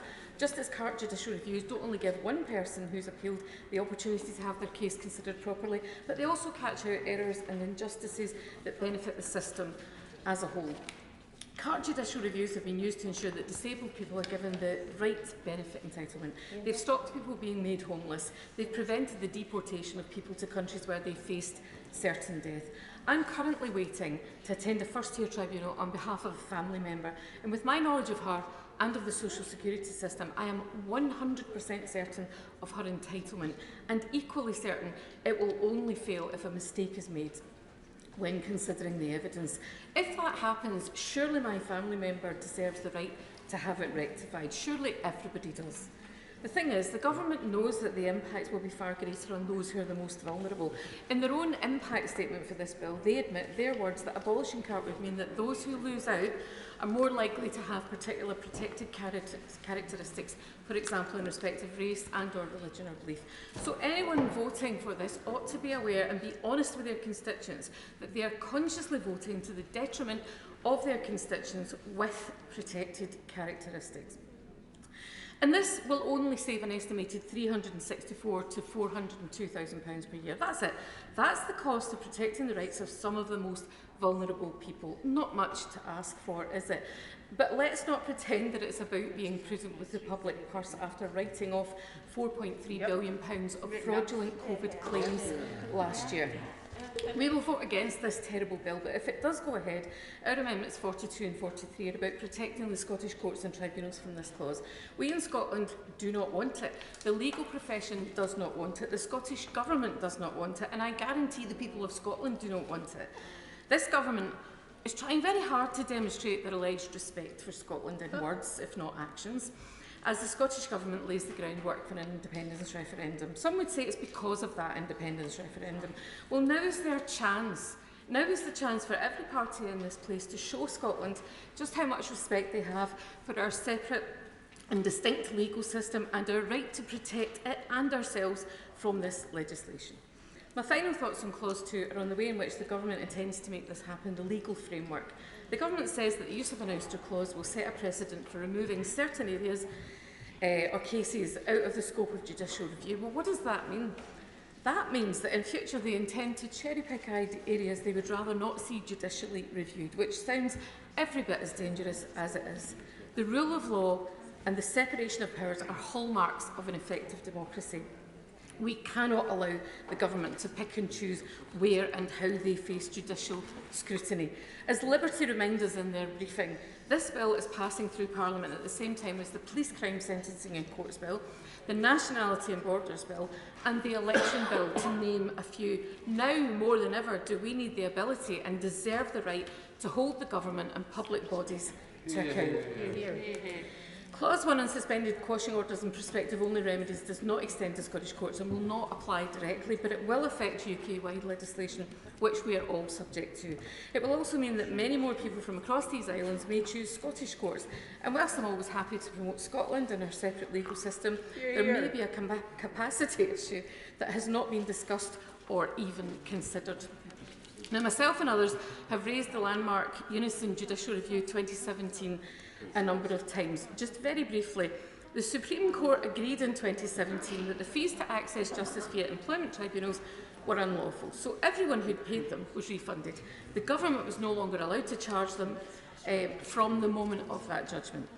Let's consider what would happen if this legislation passes and instead of bringing that judicial review in 2017, Unison brought it this year and crucially got the same decision. The decision that the workers were right and what the Government was doing was unlawful. The difference if this bill is enacted is that nobody bringing the judicial review would have their fees refunded. Nobody else who'd already been forced to pay up to £1,200 for an employment tribunal would be refunded either, despite the court agreeing that they'd been subject to something unlawful. Anyone subsequently requiring an employment tribunal would still have to pay the unlawful fees, and meantime the government would be able to tweak the legislation and make the unlawful lawful. Who would or could go to the expense and trouble of seeking a judicial review given the prospect of no remedy, no justice and no change in theirs or anyone else's situation? The delaying of a quashing order, so I'm trying to race through this, Madam Deputy Speaker. The delaying of a quashing order is in certain circumstances the appropriate path to follow, but that's why the courts already have this option. The issue is that it's currently an option, and this seeks to make it a presumption. The independent review of administrative law, which has been largely ignored with regards to its recommendations for judicial review, suggested that giving the courts the option was enough. But here we see the government determined to fetter judicial discretion and tie the hands of judges. Our amendment is to change it back from saying judges must to judges may use this. And if we continue to argue that they're not trying to tie the hands of the judges, then surely the government will support it tonight. I call Helen Morgan to make her maiden speech. Thank you, Madam Deputy Speaker. I'm humbled today to be standing in this historic chamber representing the people of North Shropshire. Those of you who have visited will know that it is a large and beautiful landscape, populated with pretty market towns and villages, and with a long and fascinating history. I would like to start by thanking my predecessor, Owen Paterson, for almost a quarter of a century of service to the people of North Shropshire, and in particular for his recent campaign and charitable work for suicide prevention. It's impossible to visit North Shropshire without being taken back in time. An Iron Age fort at Oswestry starts the story, as the first settlers here pioneered the farming industry that underpins the local economy to this day. In Welsh, the site is known as Caer Ogefan, meaning City of Gogefan, the father of Guinevere in Arthurian legend, and the intertwined story of North Shropshire and British politics may have begun there. The next step in our history is at Whitchurch, an important staging post on the Roman road to Chester. It takes its modern name from St Alkmund's Church, originally built with white sandstone quarried in the south of the constituency at Grinshill. And here the association continues. This fine white sandstone was also used to make the lintels and door surround of number 10 Downing Street. And I'm sure the Prime Minister will be reminded of the beautiful constituency of North Shropshire each time he passes through that iconic. In the medieval period, Ellesmere's great castle was taken by Llewellyn the Great, not to be reclaimed by the English until after his death. Its remains are now largely confined to the earthworks they were built on. But luckily, the fortifications at Whittington and Morton Corbett still bear testament to the turbulence of life in the marches of the medieval kingdom. Internal strife has played its part as well. In the early stages of the Wars of the Roses, the Yorkist army thundered past Market Drayton and through North Shropshire, eager to link up with reinforcements in Ludlow after its victory at nearby Blore Heath. In the Civil War, the residents of Wem, the town closest to my home, prove that the communities of North Shropshire are not just decent and resilient, but occasionally radical. It was the first town in Shropshire to declare for the parliamentarians in the Civil War. The troops garrisoned in the town had not completed their wooden defences and had only 40 musketeers to hold their position in 1643 when the Royalist army approached. The Royalists, complacent and confident in victory, approached from Saltend to the east. But the legend has it that the women of Wem rallied to the parliamentarian cause and the garrison held. So it seems that while I am the first woman to represent this area in Parliament, I'm continuing a fine tradition of women in North Shropshire defending our democracy. I am reminded of the brave women of Wem when I consider the impact of this bill. I am sure that colleagues on both sides of this House would agree that our democracy, which has evolved over hundreds of years and since the 17th century largely peacefully, should be protected at all costs. Fundamental to that democracy